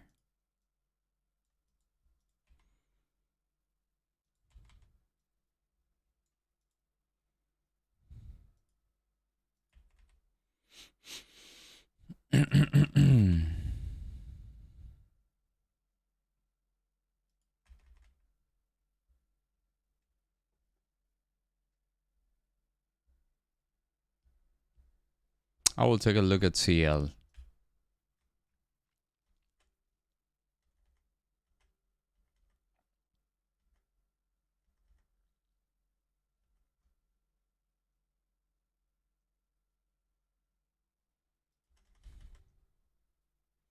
All right, regarding the ES, I might have this one.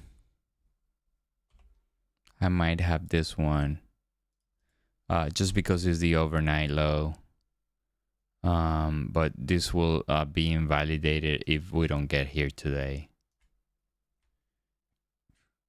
There's a chance that we can come back though.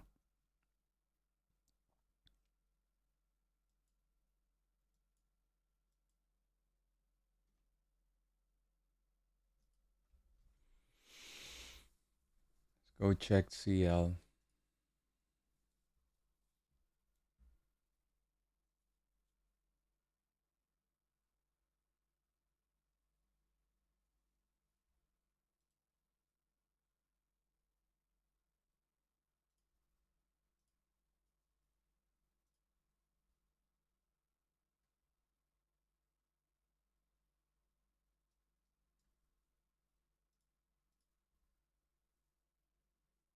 Yeah, do you remember the demand that we drew?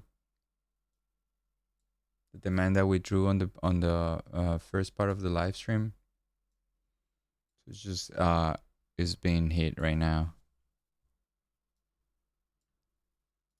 If you go to the 5 minutes, where was this? 10 in the morning. Yeah, 9:30. So here's the demand that we put earlier today. 88.23, 87 is humongous. Is big. Is $1 and something. But yeah, it's reacting off of it. I would say this demand will work after we break this high. Now this high is the London Open for today, so pay attention to this. Right now we are trapped in this, from this to this, okay?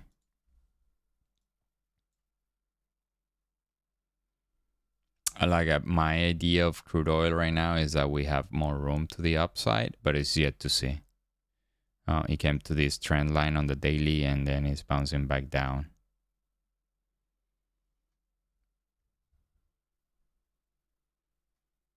You got it, Soccernatic.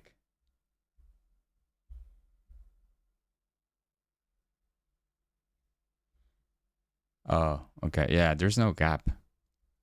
I don't see any gap here.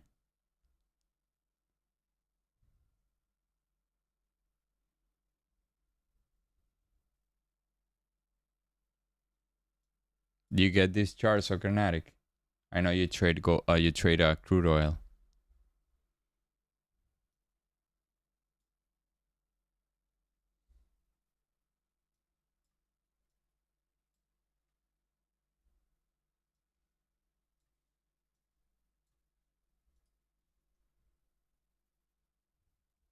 All right, cool. So the question is, do I have any sort of supply on the ES? So the ES has this overnight, sorry, it has a closing from yesterday and the closing is 37.60. So we're far from it. We're still like 10 points away. Now at this point, I would rather just waiting for something to happen here to create some sort of some sort of how do you call this, double top or a reversal pattern. But at this point, the long is a better trade. Like,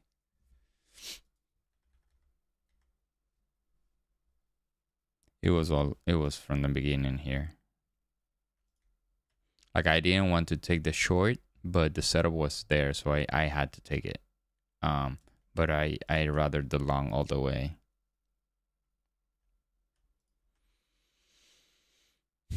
Now the dollar hit the demand. So let's see if the dollar is gonna stay down there. It's so important on the dollar to see where the London Open was and the direction that they peak. Because I don't have the data, but I surely could start collecting that. Like, the dollar trends during London and then during the US session, meaning while we're trading, most likely that the dollar is gonna come back to that starting point.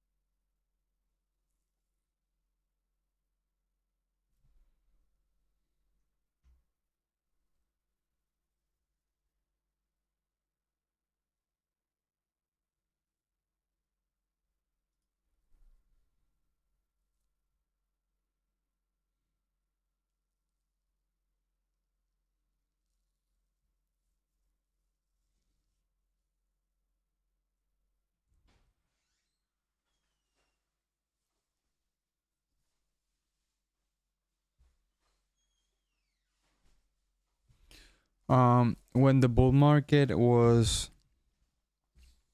on during the pandemic, like during the pandemic, we didn't trade at all. Like we grabbed popcorns and watched the market drop in 10% every day.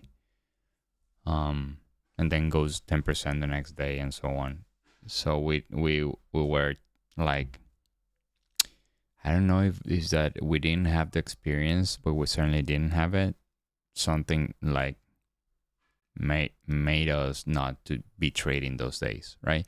So then finally the market started to bounce, and I was short bias. I would just trying to short every day. That's why one of my biggest I don't know if I should call it accomplishments or something, changes that I've made in my life is regarding trading is let's eliminate my bias completely. And that took me a long time and hard work to try to change my bias and just be objective and trying to take the trades that are more probable.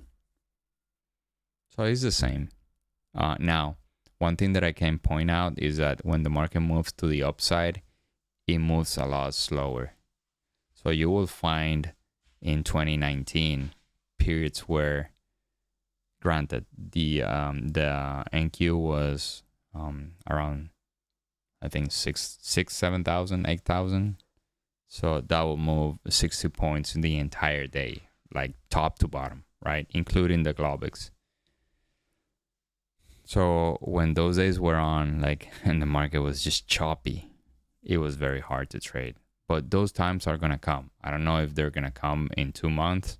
It doesn't look like, because of the environment that we're having right now, macroeconomics and stuff. But those times will come sooner or later. So we need to be ready for those times when the market just move very little, and it probably gives you 1 or 2 opportunities. Yeah, so the upside is a lot slower. So you need to become more patient.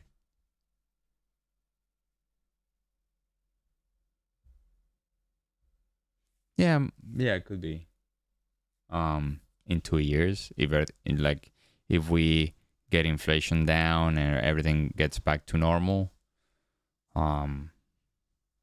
probably.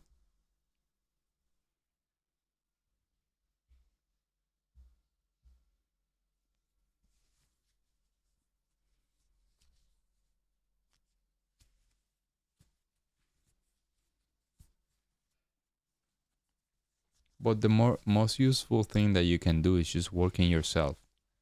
Disregard the market. Disregard if it moves too much or too little, or if you have like working yourself. If you work on yourself, you will be the changes in your trading.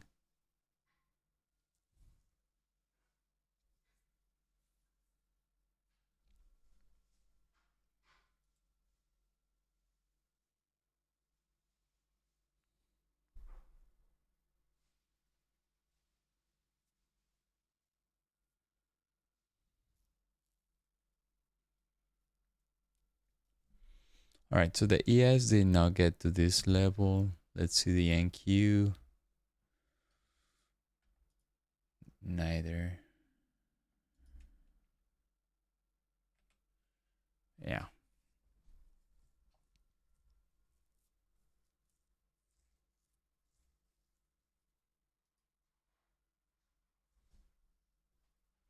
So the dollar got to the demand. Let me put that screen. So the dollar got to the demand right here that we put here on the first part of the video of the live stream. So this is the demand that I was paying attention to, and when I took the short was here. I was taking the short right here below the blue line.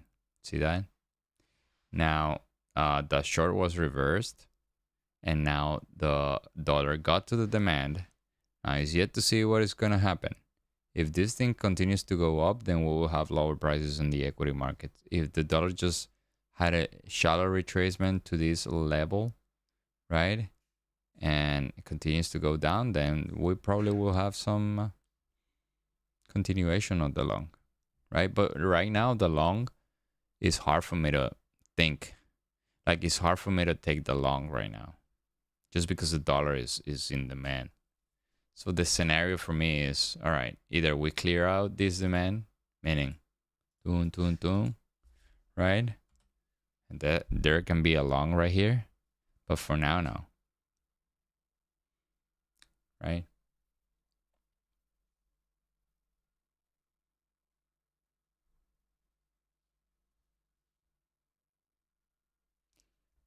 What is when you hit max in that account data, that blue line? There's maximum profit. Good question. Like here, let's go see. So this is 1034, right? If you go to the chart, 1034 is right here. Is when I was scaling out. Sorry, let me show you this. So here's 1034.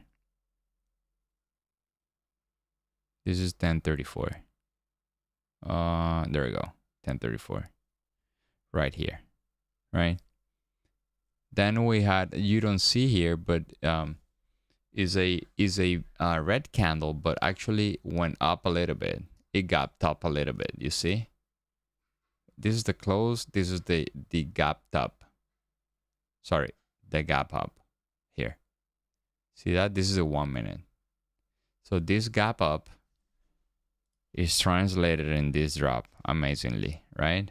And then 37, this is the low, 37, 36, sorry, 36. Oh, where is it? It's here. Oh, the gap up here. See that? Gap up. Then 36 is right here. And then we start to drop from there. And then we start to go back up here. Boom. See that? So, I know to read the dollar chart is not easy. I mean, in a sense that it's a very big market and you're reading two charts at the same time. But if you have enough screen time here with the dollar and you try to make sense of how the dollar influences the equity markets, you will get a lot better at reading and correlate them.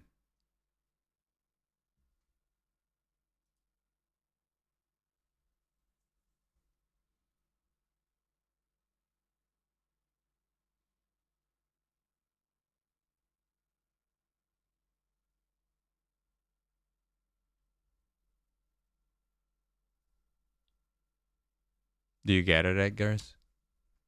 This is how you if you accumulate more hours of screen time and the dollar with the equity markets, you will get better at reading them. You will get better at reading them. Now I can feed you with my analysis, but the goal is that you learn your own analysis.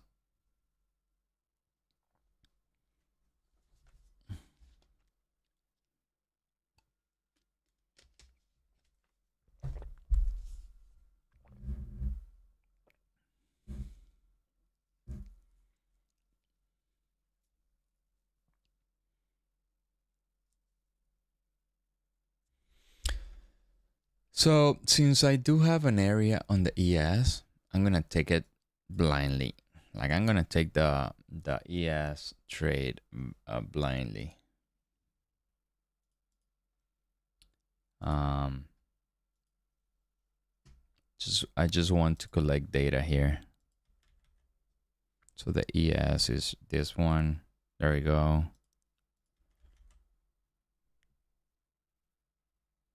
This is a good area. If we come back, if we happen to come back here, I'm gonna put the order.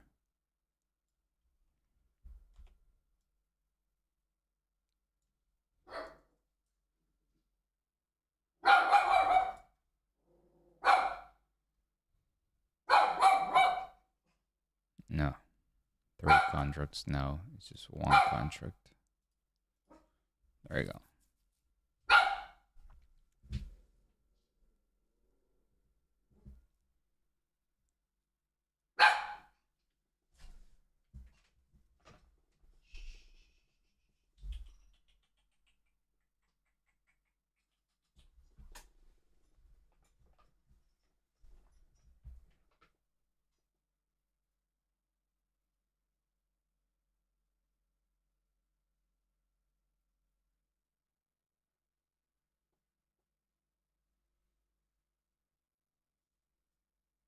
Now I would need the dollar to go I need the dollar to go at least to this level, I would say. Yeah, let's say 1275, 112.75.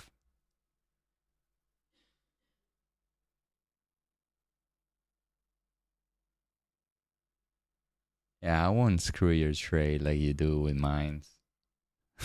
Saying that it's going to go to target. I'm just kidding, man. Yeah. Yeah, it's not bad.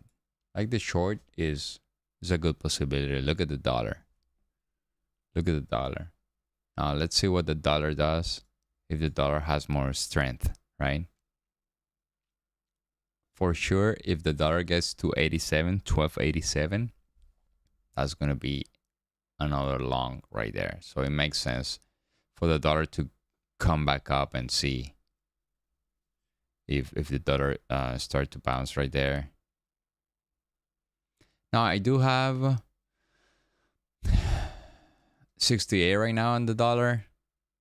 So that's not the level that I'm looking at. The level that I'm looking at for this long is 75.5, 112.75 on the dollar for this trade to get filled. So it's still like point, how much?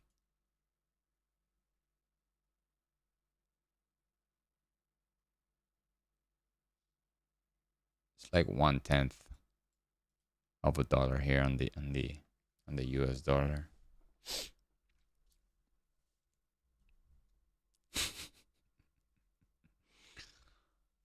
No, I want you to hit your target, brother. Where is it, by the way? Where's your target?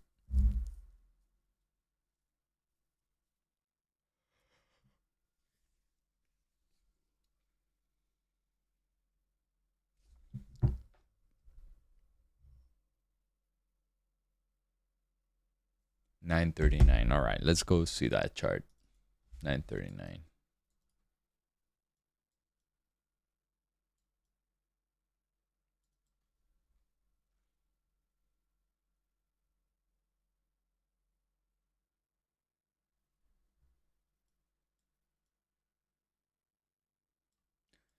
So I do think you have something before that at 68, right?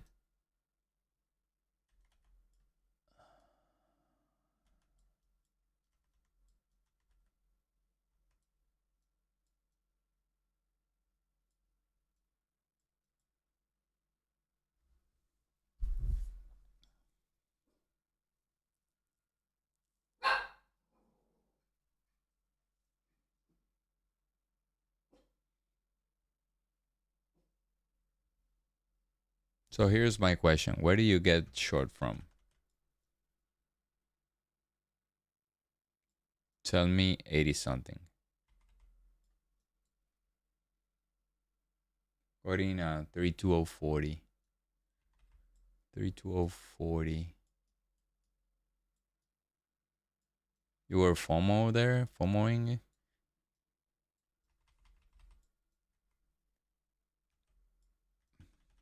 Because I think the entry is something around 82. Like that's the level that I was looking at. For instance, do you see this one here, right? On the ES. I was paying attention for the yesterday's low, right? To work as a resistance point. See that? So this is the regular trading hours. This is a closing from yesterday, almost, right? But this is the low from yesterday's. This is all overnight. Okay, so I was looking at this level. So that level in the YM, is 82.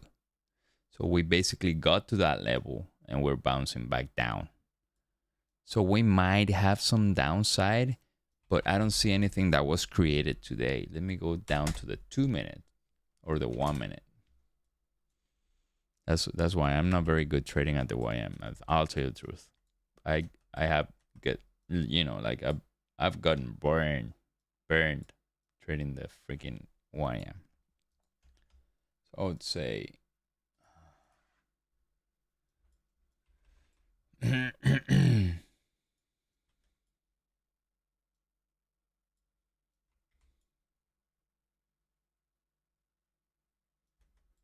so 75 to 102. And let's see if we can have some downside. No FOMO, okay.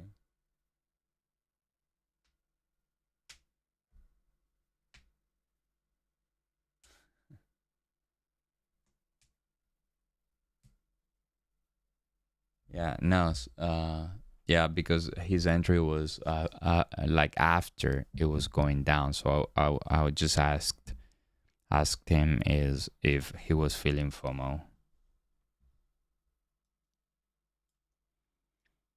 Now here's one thing that is good for me. If I'm feeling FOMO, it's like 99% of the time a good sign for me not to take a trade. If I'm feeling like it's going without me, right? And I think is in general is the same for everyone.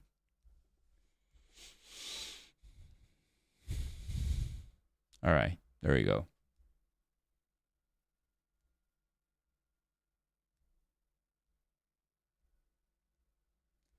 Yeah, 968 I said is a place where you can look for a bounce on the YM. I didn't look below that, but 968 I would consider taking a look at your position if you have multiple contracts or whatever. Not advised, by the way. He's so fucked up. Like I cannot even tell you what to do or what's my opinion.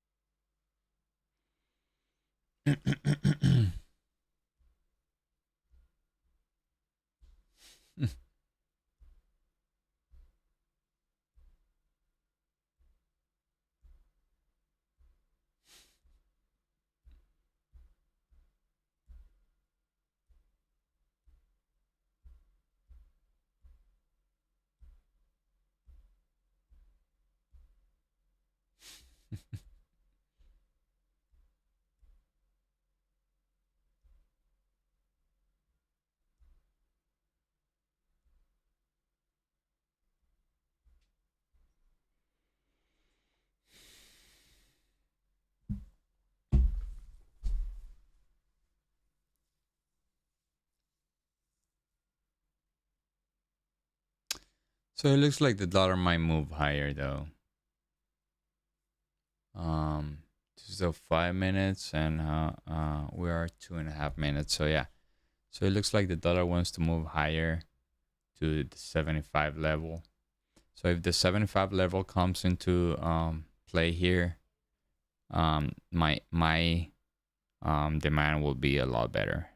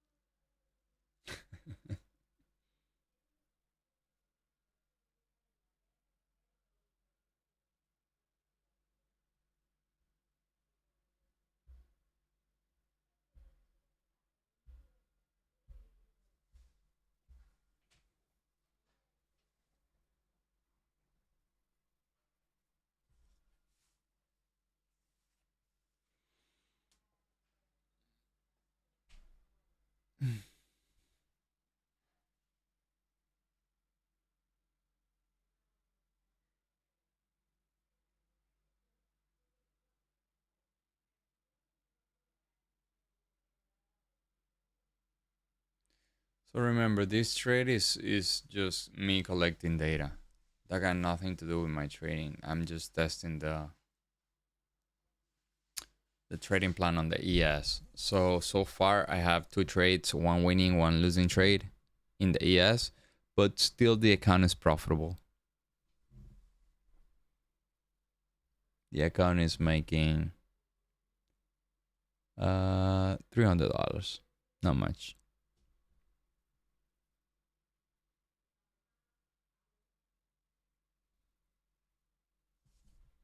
You're still in it, right, sucker?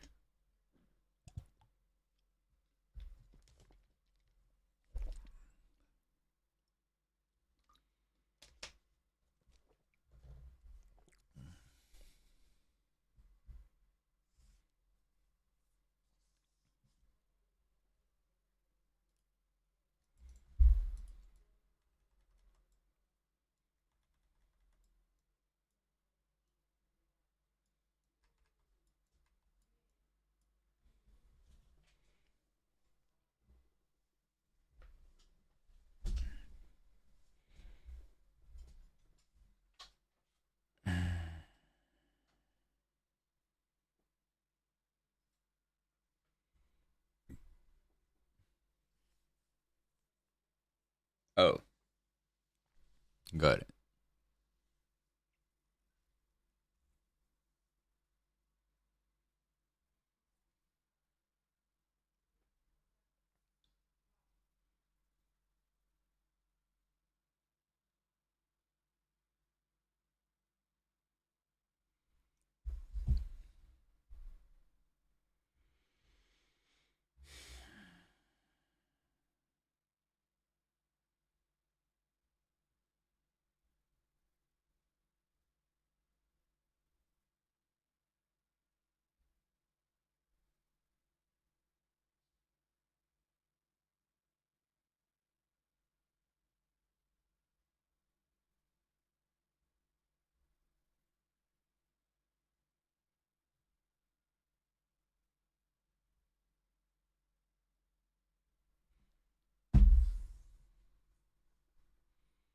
All right, so the dollar is right there, but my trade is not even near. Is 6 points away.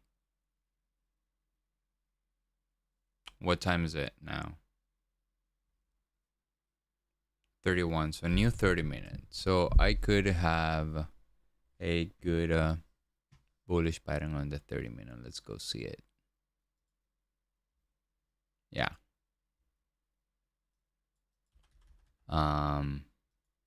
There we go. I'm about to get filled.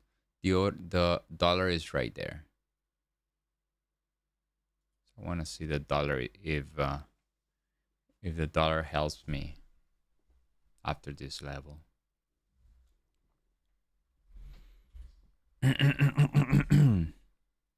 Again, this is a sim trade.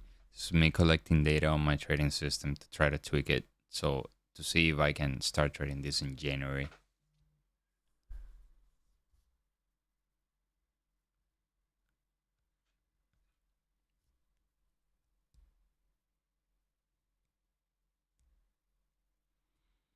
So the NQ is in the first demand. The NQ is in the first demand that I had is 759. There we go here. 759. 736 is a no-brainer. I think it's 736 is a good area to take it long.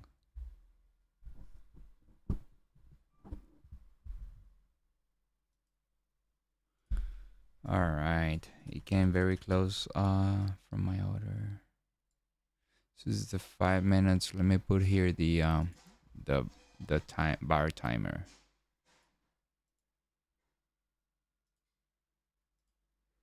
There we go. Good.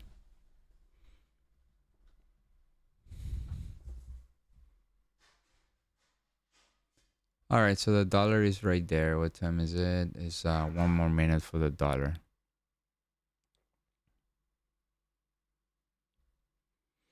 Regarding the internals on the ES, the ADQD, the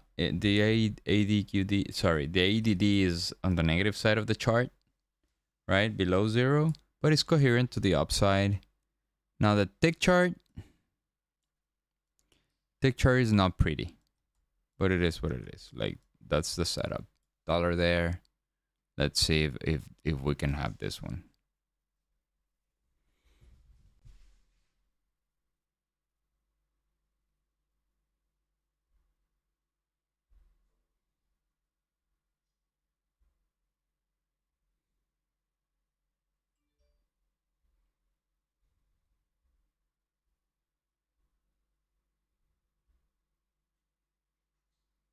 Very good point on the dollar. This is a pivot created at 8:15. That's when the FX markets open. So I just want to see if I can have this trade. Doesn't look like I'm gonna have it.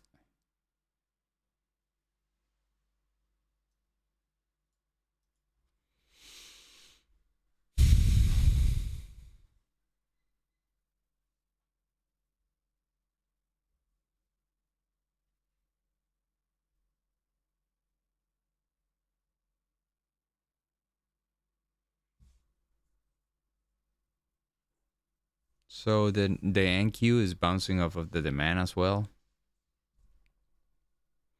Actually, I want to review what was this demand. It's not the best one.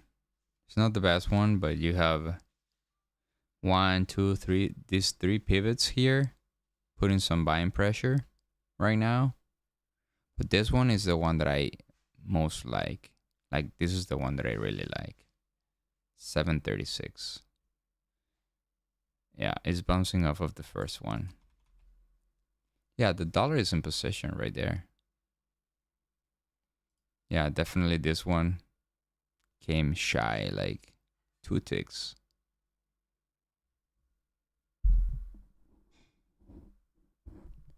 Yeah. Yeah. But I figure in the ES can happen more often than in the NQ. Because the NQ is more volatile, right? So 1 or 2 ticks in the NQ is basically nothing. And the ES is a bit more.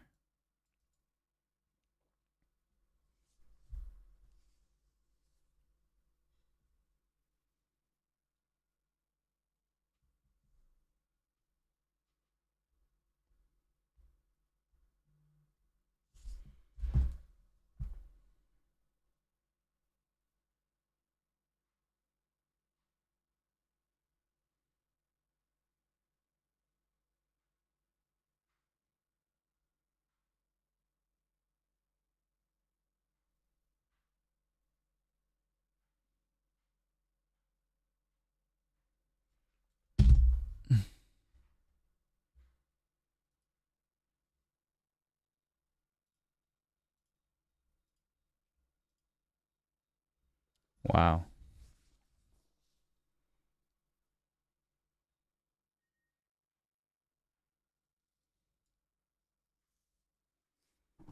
So we do have the NQ is working pretty nicely. This demand. So I was planning not to keep trading, just because my mental state is not there, and I already made money in my other accounts, so there's no need for me. So 3 to 1, it'll be like here. All right, let's mark this off.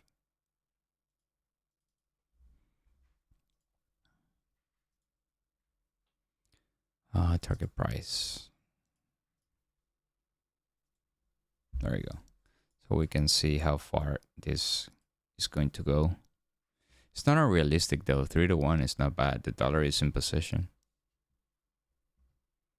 Now what the ES, ooh. Yeah, at this point, if we don't get to the target and come back here.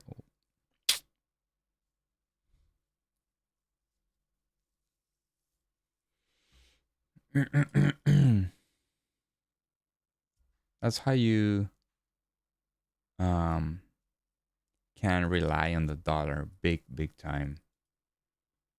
This is how you can rely on the dollar big time. Let me put this back on. That's why I rely on the dollar. So I said, all right, blue line, important part, long, right? See that? We can beyond the blue line. Now the dollar is retracing. Why I chose this one, right? So there's one thing that I'm very curious here. So when we had this move to the upside, sellers couldn't go beyond this week. See that, this candle? So I know that how we couldn't reach this candle. There's some supply right there. There is some supply.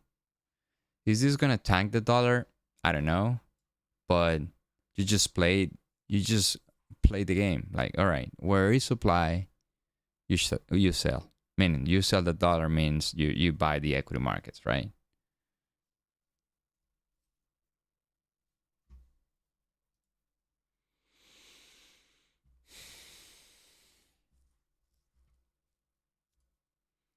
I don't know if King Arthur is here.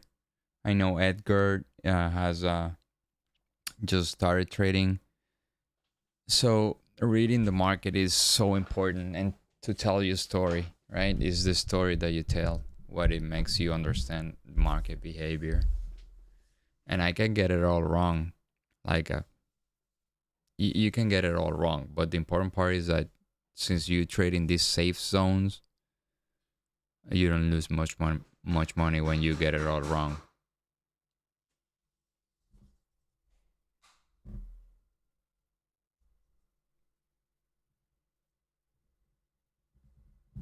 No worries, brother. Actually, I'm gonna come out with a video. I'm just organizing myself to schedule the videos. So one video that I will put out is about market behavior, laws of market behavior. So that will help you big time to understand how market dynamics works and why prices don't move straight up or straight down, but in steps, right? Trusts, tops and bottom and stuff. All right, this demand doesn't mean that the prices are gonna go to the moon, right? But a bunch of sellers just stepped in here, and probably a bunch of buyers stepped in here, and sellers were not strong enough to keep prices moving lower, right? So there's an imbalance here. So you don't care about the quantity of orders. There could be 1,000,000 orders to buy here, but if there's 1,000,005 orders to sell here, this thing is gonna go lower. So you need to pay attention to the imbalance, right? So you can notice here how this moved sharply to the upside is because there are overwhelmingly more buyers here than sellers. That's not the same story right here. Here you have a lot more sellers than buyers. And it makes sense. I wouldn't buy at this level. not even like think about, right? But I do think like probably my way of thinking is different. Like I'm not gonna take a breakout here just because prices are moving up, right? I just want a right location and a good imbalance.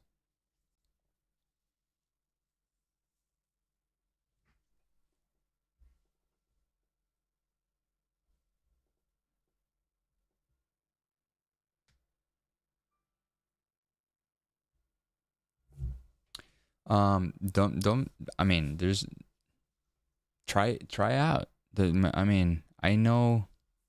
Here's the thing, and I had experienced that in the past. Like I'm scared of putting trades, but even though I'm trading in front of 30 people right now, right? There's 30 people watching me, or at least watching my trades, and some more will watch this video later, right? Everything is recorded. So this trade is the same trade.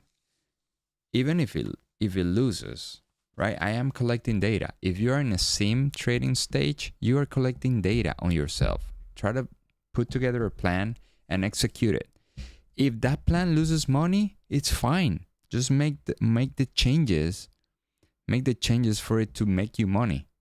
For instance, if you have a plan where you go 2-to-1, right? Every time you, let's say you have a plan that you risk 1x and to make 1x, 1-to-1, right? And that plan does not make you money. Go review those trades that went to your target. Probably they went to 2-to-1 and you build it out at 1-to-1, right? Now, every time you take a trade, you will go to 2-to-1 and then you see. It's a process, right? But if you don't take trades, it's harder to collect data. So think yourself as a data collector on yourself, right? Right now, you need to take data on your performance. How do you do that? Well, you trade more trades. If I want to trade the ES, I need to have the data. I won't start trading the ES just because I want to.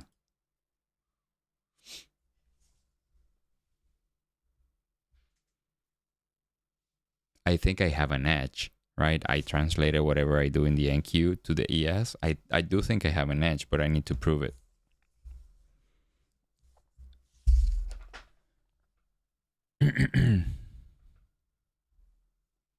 All right, it looks like this one is gonna go. This one is going pretty nicely too. The NQ.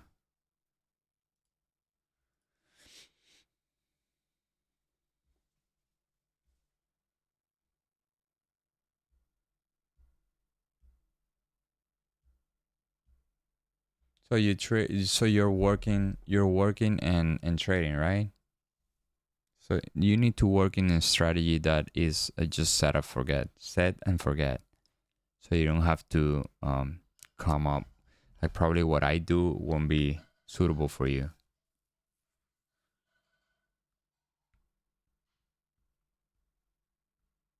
All right, 2 ticks off of this.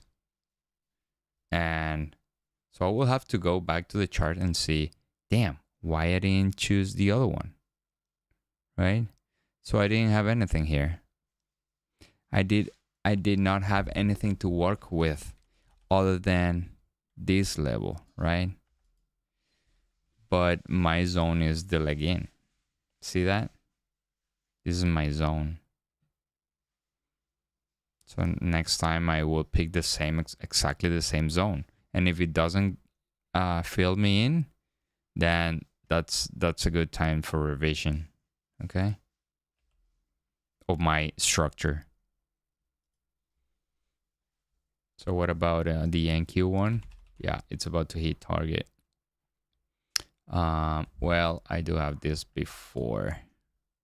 It's tested, it's retested, so most likely prices will come here, but it's yet to see. Yes. No worries.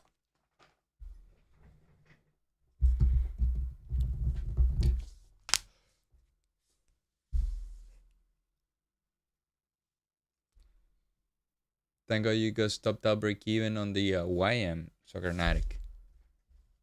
That shit is going up.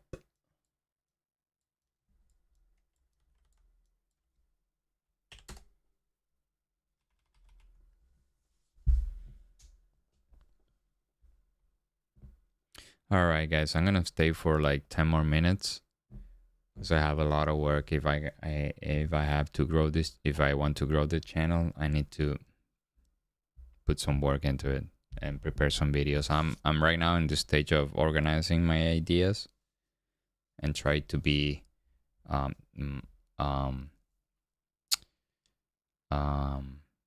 trying to put videos in order for people to see, from like the most beginning stages to more advanced stuff.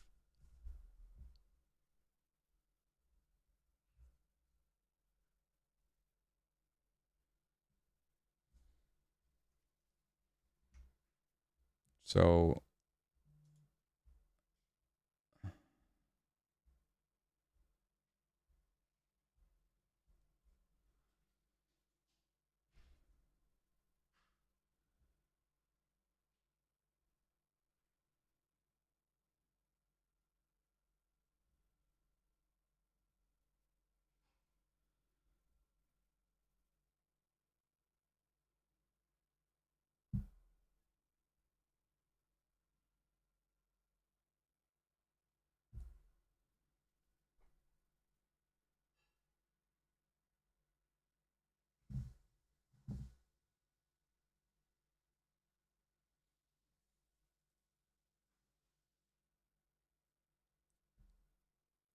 no worries, George.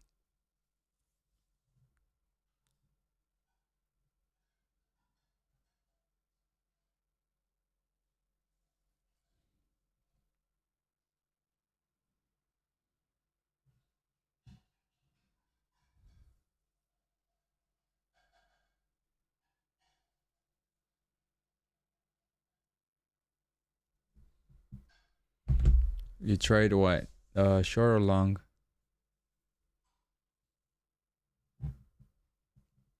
Now, let's Soccernatic. I know you're done, but let's work on along it. Where at?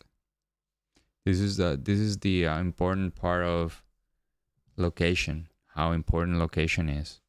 Remember, if you are an institution, let's not talk about traders, right? Traders is one thing, but if you're an institution, would you rather, like, if you go to Walmart, right? If you want to buy a TV, right?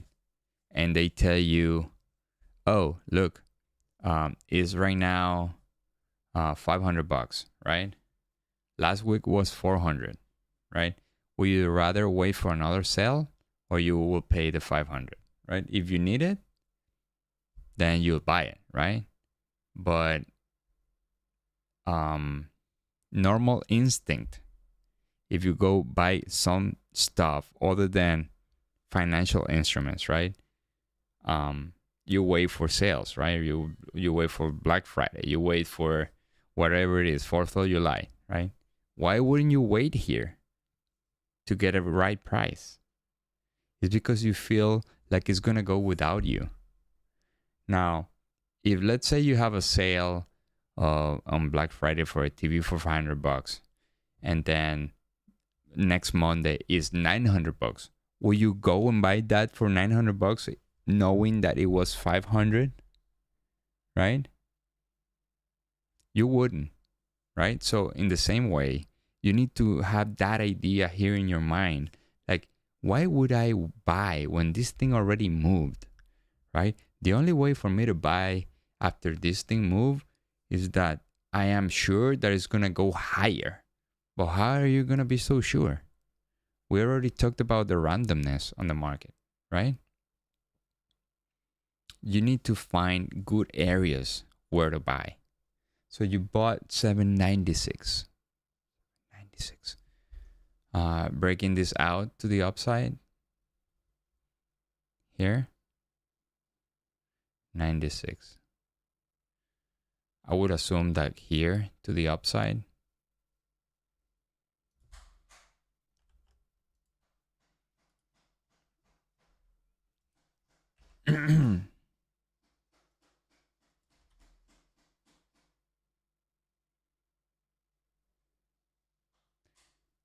That's why the entire concept of location is so important. Location here will give you good price, right? Where you know there's an imbalance between buyers and sellers. There are overwhelmingly more buyers than sellers. That's where I like to buy. Can this thing drop? Yeah, absolutely. Like we have talked about that.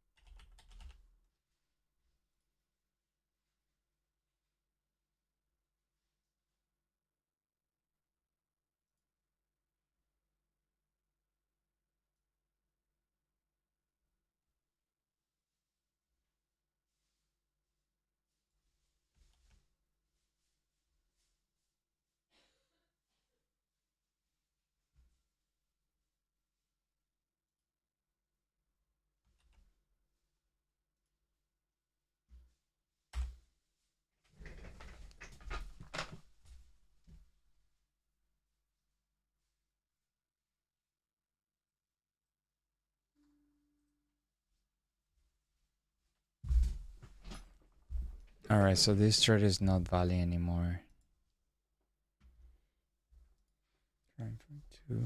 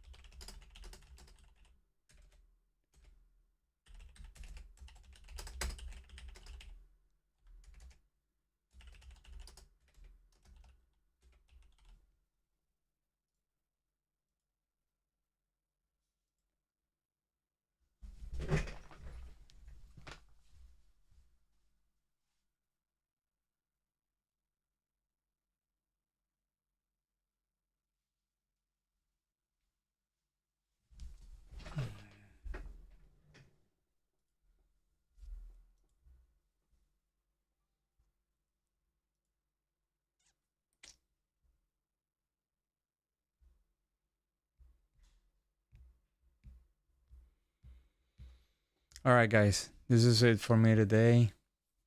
I need to work in other stuff. Hope you guys had a good session. Let me know in your comments what I can improve here so we can make this more suitable for you and for me. All right. Don't forget to hit the like button and subscribe if you haven't. Thank you, Adam. Thank you, Suckernatic. Thank you all, guys. Okay, so being here. Okay, see you all guys tomorrow. Bye bye.